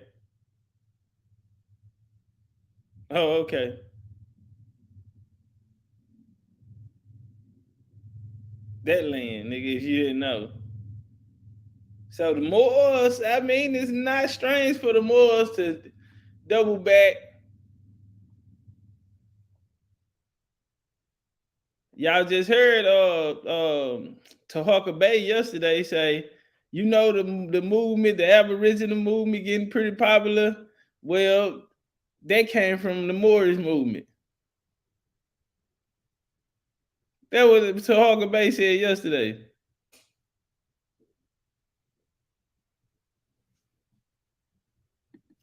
Our land. So some people say that the reason why the Europeans cut up the history was to show that the Europeans were superior. To show that the Europeans, that we didn't have anything. No. The motive is land, to maintain control of our land. Because they indoctrinated us to believe that we came from another landmass 400 years ago by way of ships. So the motive has to be to maintain occupational rule over our land. Millions of Moors who are classified in the United States Census Bureau as Negro, color, black have no knowledge that we're Aboriginal indigenous to this land, Morocco, America.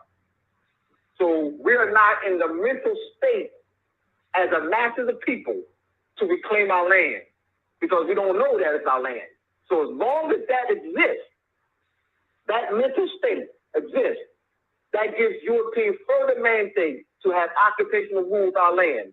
Noah Jolly in 1913 began the process of restoring our consciousness and restoring our sovereignty on land by calling us to national attention.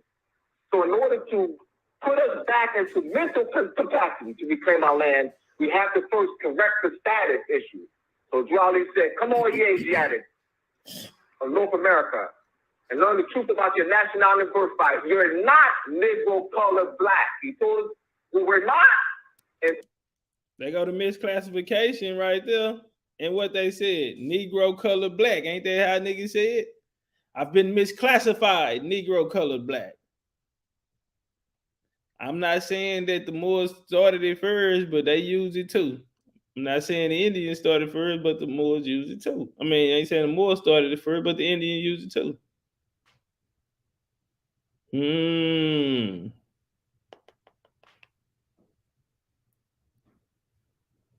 Ooh-wee.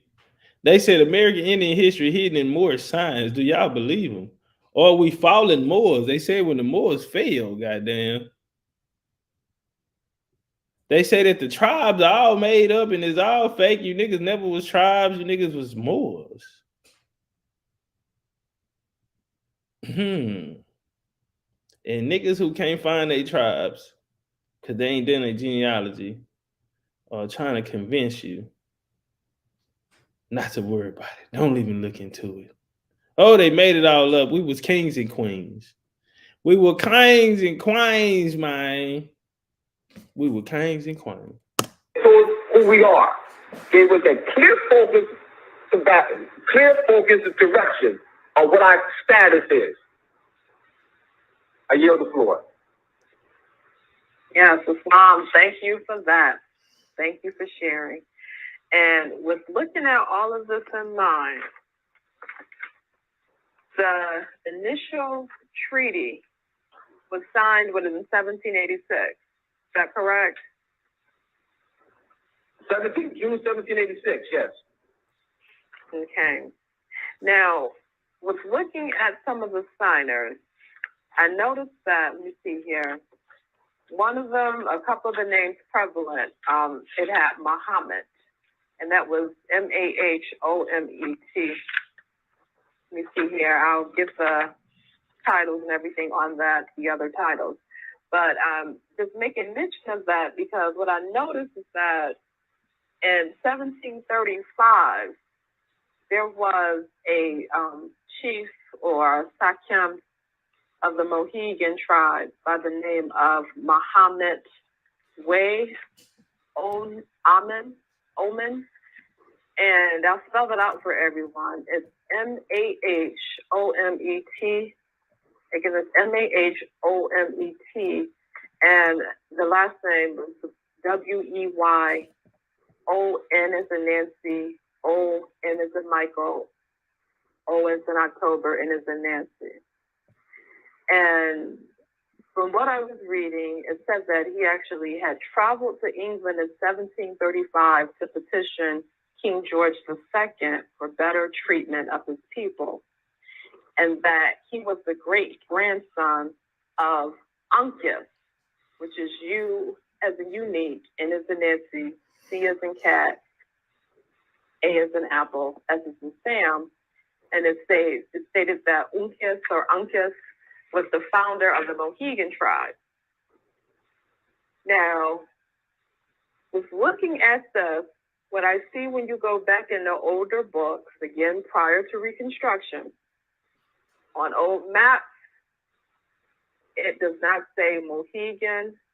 Sometimes it has Mohican, and then in older maps, it'll say Morican, Morican. And even in, like with the maps and in writing, they're very open. The scholars back then, of which some I noticed that are even esquires. You have to apologize if I don't have my whole reference list here, because I didn't even know I would be going here with this. But you know, with speaking with Tajid Abdullah, they have this power of invoking and pulling things out. So, like with looking at this, how can I say this? When the treaty was actually signed between the Sultan and the representative. Hey, hold on, y'all. We got a support alert. Shout out to the homie Macadon one for the support. Appreciate that love in the cash out. Shout out to the homie Erie, goddamn. Appreciate that love, fam. Ain't seen your ass in a while, nigga. Appreciate that love. Dog Chief 305, goddamn me in the cash out. Appreciate that love, goddamn me in the cash out. Of the United States, and when the letters were being submitted, are they referencing the body, just as in like 1735? It clearly has here Muhammad, the inner chief of the Moroccans, which is now known as the Mohegans, talking about the better treatment, the human rights for his people. So with looking at that, was most of this exchange really happening here, but through reconstructive history, they have everybody thinking that as soon as they see Muhammad or Muli, and things of that nature, people are automatically thinking like, no, with those names, they had to be overseas. And I think this is key to highlight this is because I said, look at this. All throughout all of this history, they never mention chiefs, a Sakim, a sultan over a tribe right here in America with the title of Muhammad.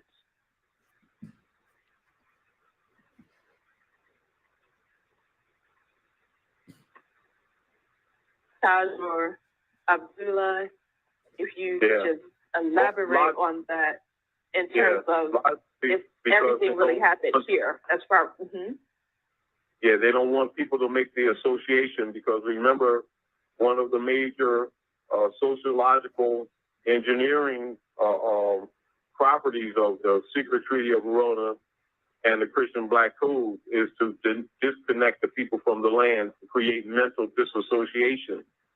Logically, though, that's very important from a political war perspective, because in order to disinherit a people, you have to destroy their reference points to make them not descendable.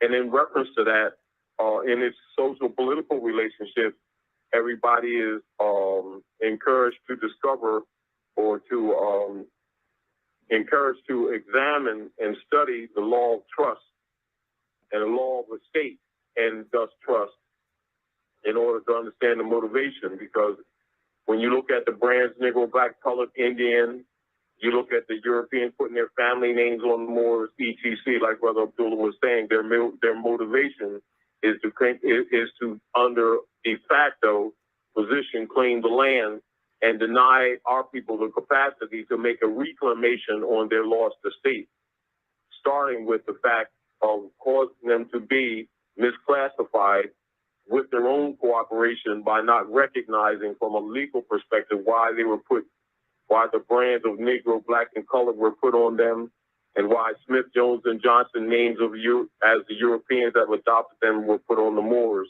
all of which from a law perspective makes such persons colored, or what you call artificial in their activity, and thus not descendable because they will be declared incompetent in totality. And relative to one who is to receive an inheritance, they would be referred to as being non-descendable. So again, like Brother Abdullah was saying earlier, you have to look at the political agenda of the Inquisition operations in the Western Hemisphere to recognize the motive. Yield the floor. And Abdullah?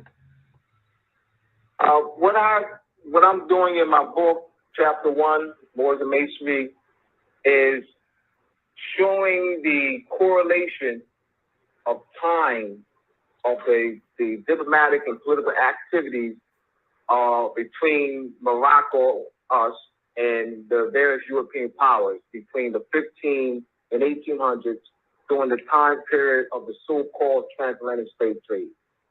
And clearly showing that during that time period, major activities, European countries actually shifted their political, economic, and naval policy as by virtue of being, because we were seizing, they were European, they were actually different European companies and agencies that would actually develop ransom, we're actually collecting finance to pay for the ransom of their family members.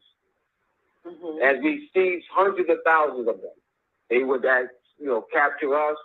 But I'm referencing this because it would be impossible for the Europeans to have transport us from what is now known as Africa to the Americas because they were not in political power to do so. So they covered it up. When I mention in the schools August Butenhoff, Cyrus Griffin, those are two presidents of the Continental Congress. They are clueless as to who they are. What's the political motive? Why aren't the members of the Continental Congress taught? Their names are not even known by the students. Why? Because during that time period of the Continental Congress, there were many political activities from 1770 to 1787, and even before that, the Treaty of Peace and Friendship, the negotiation process took a period of 10 years. That Treaty of Peace and Friendship was important for Europeans. Today it's important for us because the sides have been reversed. But it was important for Europeans because they could not maintain the tribute payments. It was customary for European countries to pay annual tribute to Moors. They would rather pay us tribute than to fight. It was either pay tribute for protection, pay tribute or receive the ship. There were days and days who actually seized the ship anyway, seized the entire crew. This information is not taught in the schools at all. You got ransom lists. You have. Hey, hold on 1 second. Hey, I just got a text message that Abracadabra left me a message in the chat, and then he, I guess, was upset that I didn't see the message and said he was leaving. I don't know. I tried to scroll back up, but I can't see it. Hey, let me say this here, bro. I can't see my screen, homie. I can't see the chat unless I click over there. I'm watching this video that y'all listening to. So I'm watching it. I can't see the chat. So, yeah, bro, if I didn't see if you dropped a message and I ain't see it, my bad. I'm watching the video while y'all listening to it. I can't see in that chat. The other video I was just watching, I called out Jasmine Boo. Didn't realize I'm watching the old. Remember, this is an old video that we played, the one we was just laughing at the Moor and the white bitch. I'm watching that chat and tripped out. Jasmine ain't even in here today. But that's what it's just an example, bro. I can't see the chat. So I hope that nigga didn't get in his feelings talking about he finna leave because he ain't know. Bro, it's a lot of ways to get in touch with me. Like, if I ain't see it in the chat, that's probably one of the worst ways to try to get in touch with me anyway, with everybody in here and all the messages going and shit. I got a whole website with an email on that motherfucker. You could join the group. If y'all niggas be around us every day, why you niggas ain't in the group? We got DMs and whole thing. If you really wanted to get in touch with me, goddamn, that's what all that shit over there for. That's what everybody is. Well, the motherfuckers that want to be around, that's where they at. You know what I'm saying? I got social media platforms as well, bro. So I hope I gotta scroll up and see. Well, after the video over with, I obviously ain't gonna be able to see it till after the video over with. But yeah, man, I hope that nigga didn't trip out on that, bro, like that. Oh, all right, yeah, because they text me, man. One of the girls text me, like, hit me in the DM on BCU, like, man, abracadabra, like, nah, but it's all good, bro. I wouldn't do no shit like that, man. But I'm over here watching this video, man, so I ain't see the chat. But, man, sign up to BCU, bro. Somebody drop the link down there. Appreciate you, She-Horse, there. She already on top of it, goddamn. Yeah, man, y'all bring y'all ass over there to the website, bro. We got a whole social media over there.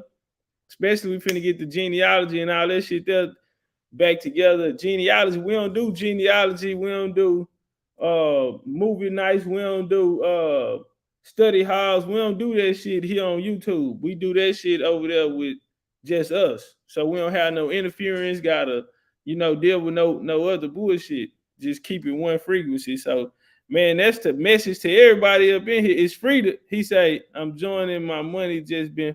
Now look, fam, it's free. Shrug say it's free to join. It's free, bro.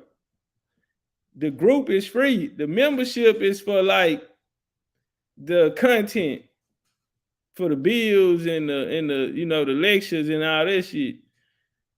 The just to be in there and everybody, and we outside, we in the neighborhood and shit in the community. Nah, that shit free just to be up in there, bro. Get on, just create a site, subscribe to the website, create you a page, bro, and you in there. It's free. You just gotta knock on the door. We just gotta let you in. But yeah, man, y'all pull up. Ship laws, ship lists that have been suppressed. The question is, why? What's the political motive of suppressing it? To come up with a story of transporting 10 million people from one continent to another. So we buy that story because we don't have the facts. So once you start correlating these activities, putting this information into the public eye, give them a different view of it. Analyze the so-called transatlantic slave trade story in the context of the diplomatic relations between Morocco and the European powers during that same time period. And you would look at Rainstorm, bro. Rainstorm, why you not over there? Yeah, Sylvia say y'all put a picture up over there, bro, in the name that we know y'all by. Yeah, the name we know y'all by. Oh, Rainstorm, bro. We've been telling you to get on the. He said I be on the damn road so much, bro. We've been telling you to get in the group. Shit, for about 4 months, bro. I won't even say that. Look, had to be longer than that. We done lost your ass, nigga. We done been through 2 channels, nigga. We ain't found your ass, nigga. This our first day back. We done been through 2 whole channels, nigga. We ain't seen your ass the whole time. Would clearly see that the Europeans were not in position of power to do that. We were seizing their ships. We were capturing hundreds of thousands of them. They were. Why was you seizing the European ships? Why was you capturing 100,000 Europeans? Sylvia, maybe you can help me. Why this nigga seizing ships of the European? Why are they capturing 100,000 white boys when they just told us they left them niggas to be the custodian? When they said they taught them niggas they form a government and gave them everything they know. So why the fuck you gotta steal from the nigga and enslave him?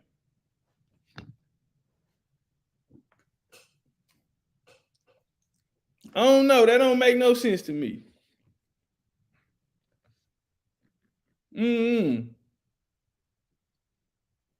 Yeah, I don't know. That shit that don't make no. So is the nigga your friend or is the nigga your enemy? Companies that actually paid ransom for them, but this is not known to the general public. There are European writers. I came across in our research at least 30, 40 books written by Europeans. Charles, a professor of Ohio University, Davis, he mentioned that there was probably 1.25 million Europeans that were captured by the Moors in that time period of the so-called transatlantic slave trade. This is Europeans. So Linda Dowley, N-O-D-O-L-L-E-Y, in the 1970s, She was professor of Yale University. Her male co-workers attacked her verbally. They attacked her verbally because she wrote the book called The British Empire. And what she did was she actually researched hundreds of thousands of narratives, European narratives, who were captured by the Moors. And they actually, in that, they talk about their treatment, the ransom payments, family members who were trying to pay for them. But why did the European male co-workers attack her? Why was she verbally attacked by European male co-workers? Because they don't want this out. See, they don't want, because it will cause us to look at the so-called transatlantic slave trade differently. See, that's the motive. See, the motive is to maintain occupational rule of the land. We've got to get that across to the listening audience. And they suppressed that. So the African scholars have written that the motive is the Europeans want to show their superiority. You know, no. The Europeans want to maintain occupational rule over Morocco, this land right here, America. That's the motive. And if you talk anything other than that, you're already off the subject matter. The subject matter is land. That's the subject matter. And they maintain the history to maintain that, and they cover up important facts that will actually clearly refute this transatlantic slave trade story. Mm-hmm. Yeah, thank you for bringing that to the table, because there's an air of energy that are trying to get people to think like, oh, when you're nationalizing, you're nationalizing with Morocco across the water. I have heard that from a couple of lectures. I'm not going to put any names out, but I'm just saying, when this vibration is coming out like this, it's either one, they're not connected to the true history, or two, they know the true history and they're trying to keep the people disorientated. Yes. So that they won't start grabbing all of these keys and then putting all of the pieces of the puzzle together. And, yes, and Taj, you made a good point when you said that even though there's been tons of burnings, if the people go and look in so many places, this information is still out for everyone. And, we're taking time to lay out the foundation of the treaty, and this, part 2 will be on next Thursday, so that you all can pretty much go in, gather these keys.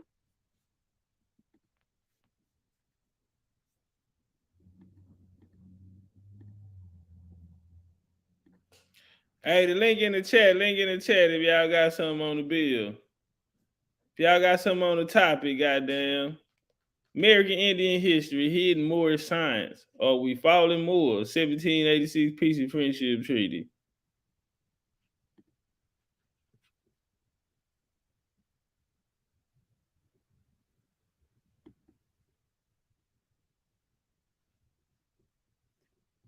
The floor is open. Why it's open right now? Let me see. Right? Read what's under the second seal. Seeking remedy, understand that you're declared incompetent. Are we clear? So you were bound to free men.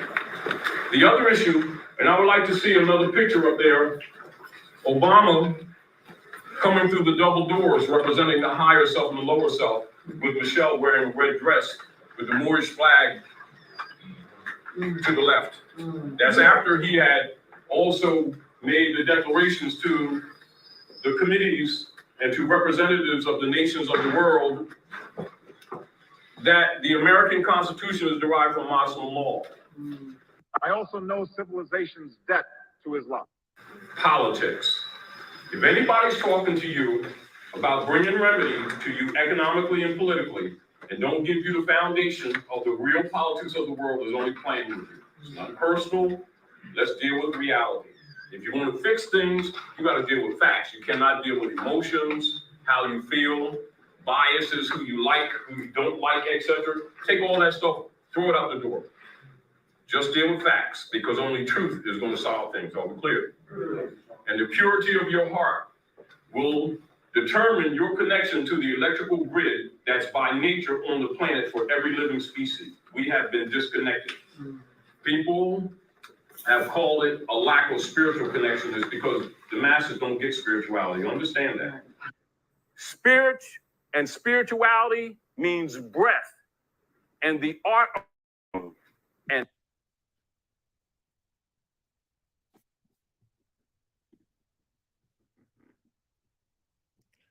All right, man. That's it for the day, goddamn me. What time it is? It's about to be 1. Yeah, we're gonna go and get up out of here, goddamn me. This late ass nigga gonna come on, man. We finna go. We about to go, Eb. Why you coming in here all after hours? Nah, but nah, that's enough for the day, goddamn me. I gotta take care of a few things. Everybody here today, man. Wait, what Sylvia say?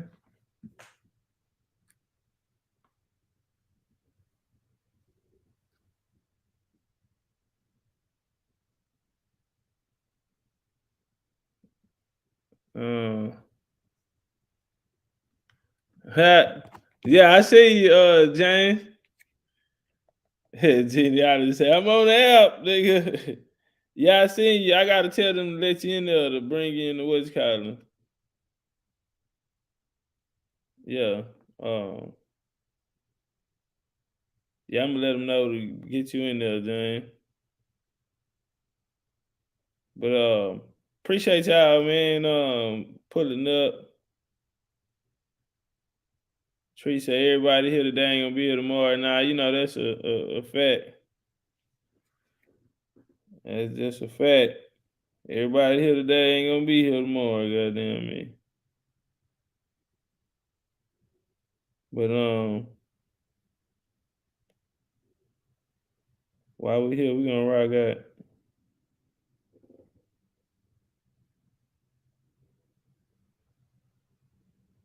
Y'all be cool like y'all be cool, goddamn me, man. My bad, I'm over here reading this message. Y'all be cool like y'all be cool. Enjoy the rest of y'all day, man. Stay warm out there, man. Wrap up. Hey, I know what I want to ask y'all, man. I know what I want to ask you niggas. What that nigga Ty told y'all yesterday? This ain't India, and you ain't no engine. Yeah. This ain't India, nigga, and you ain't no engine. You ain't no motherfucking engine, nigga. Nah, but look, bro. Hey, look, I wanted to ask y'all this here. Hey, what'd be a better day for the election, bro? Will Christmas Eve or Christmas work better, bro? Cause I'm trying to pick between them days, either Christmas Eve or Christmas.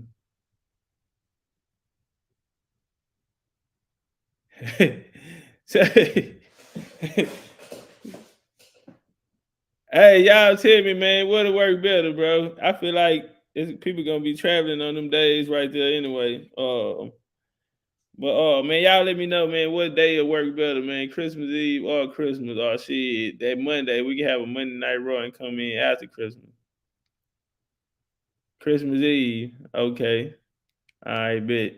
We'll do it Christmas Eve. Yeah, we still get in the holiday spirits. All right, Christmas Eve, man. I see y'all Christmas Eve. Then I'm gonna do my best on this one right here. I feel like after this, you gotta understand this here too, because we about to go into a whole nother paradigm. Where a lot of niggas, they ain't, man. These niggas ain't.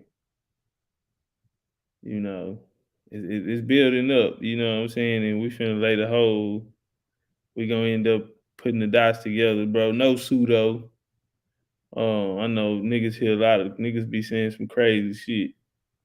Can't prove none of this shit. So, we standing on it, bro. Like right now, the shit we talking about now, bro, don't nobody know this shit. Ain't nobody on that type of shit right now, man. And we ain't done. We got one more. We gonna spin the block one more time on that. But we finna get real on some real deep shit, nigga. I say, man, I didn't even know that nigga get down like that. Watch this here. Of course, we gonna have a little Mason shit in there. I know what you niggas be coming for. We gonna sprinkle a little of that shit up in there, man. But we really gonna get an understanding around this motherfucker on who's who, what's going on. And I can't stress it enough, bro. Every time, the further you deep, the deeper you dig, the deeper you dig in the motherfucking history, homie. You see these people standing on bloodline. Like, fuck see these other niggas be making shit up in their head because they not coming from their foundation is not bloodline. How can you honestly, how can you even get a hit on something if you not, some type of chronology or, niggas telling you don't believe in the dates and the this and that, but they ain't giving you no dates to believe in. Like something has to be there. What is your method on coming to your conclusion, family? Like, what trails are you? You know what I mean? How you line it? Everybody do it different, but goddamn, nigga, where are you at in the story right now? That's why, But when oh man, this one right here, bro. If anybody seen the last one, and we said that about the first, maybe seen the first, that one shit. Seen the last one, that one shit. I liked it the last one. I actually watched the whole thing when I got out. I tried to just like make sure the mic and all that shit was cool. And I ended up watching the whole thing. I was like, damn, nigga had me stuck. I was interested. But this one right here, bro, this the big boy shit. Like, when you step on shit, man. Overkill kind of shit. And I know y'all want the masonry shit too. One of the topics I had said, I was asking everybody, I was like, hey man, which part stood out? Which one? And then there was this certain part that it was maybe like 2-3 people said. Like, hey, that's the one that kind of like, I was like, damn, what we going even deeper? Oh, that was just to set him up with the jab, He just parred the jab to get that was just a jab right in front for the right hand to come across. Yeah, man, that was just the right hand to bring. That was just the jab to bring the right hand across and end the night. But we got some good shit coming up on that. And these Indians, I don't know, bro. Like, I don't know if niggas gonna, this ain't to put the Indian down, but it's to tell the truth. Even if when we telling the story how it's supposed to go, first off, everything the game that gave niggas that's the Pocahontas effect. It was fake. Now, I know certain area in the U.S. they weren't trying to hear that Pocahontas shit because now today Pocahontas is the symbol of, and it's a reason for that bloodline.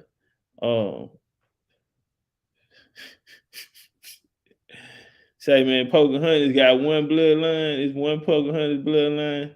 Ain't nothing but prestige. They ain't got no low level kinfolk or none of that on they tree. Everything on there, nigga, raw bloodline, nigga. Exquisite. Yeah, they ain't got no low hanging fruit on they shit or none of that kind of shit. Prestige. They say keys open doors. They say it ain't by who you know. I mean, it ain't by what you know, it's by who you know. And nah, man. Out of line, nigga, put all that other shit to sleep. And you know what they do it on? They stand on bloodline business. They push their line back. We ain't gonna go there, but that's what they standing on. And you know what? When they go to other countries, you know what they say? Nigga, we from a raw bloodline in America. That's how they push their line. White folk. White people, nigga. I'm finna fuck the game up. Bloom, bloom, bloom, bloom, bloom, bloom. And that's why all the other bloodlines, it be filled with all type of different type of backgrounds and walks of life and shit. You'll run across the nigga in the grocery store will tell you they goddamn me got the bloodline. These motherfuckers,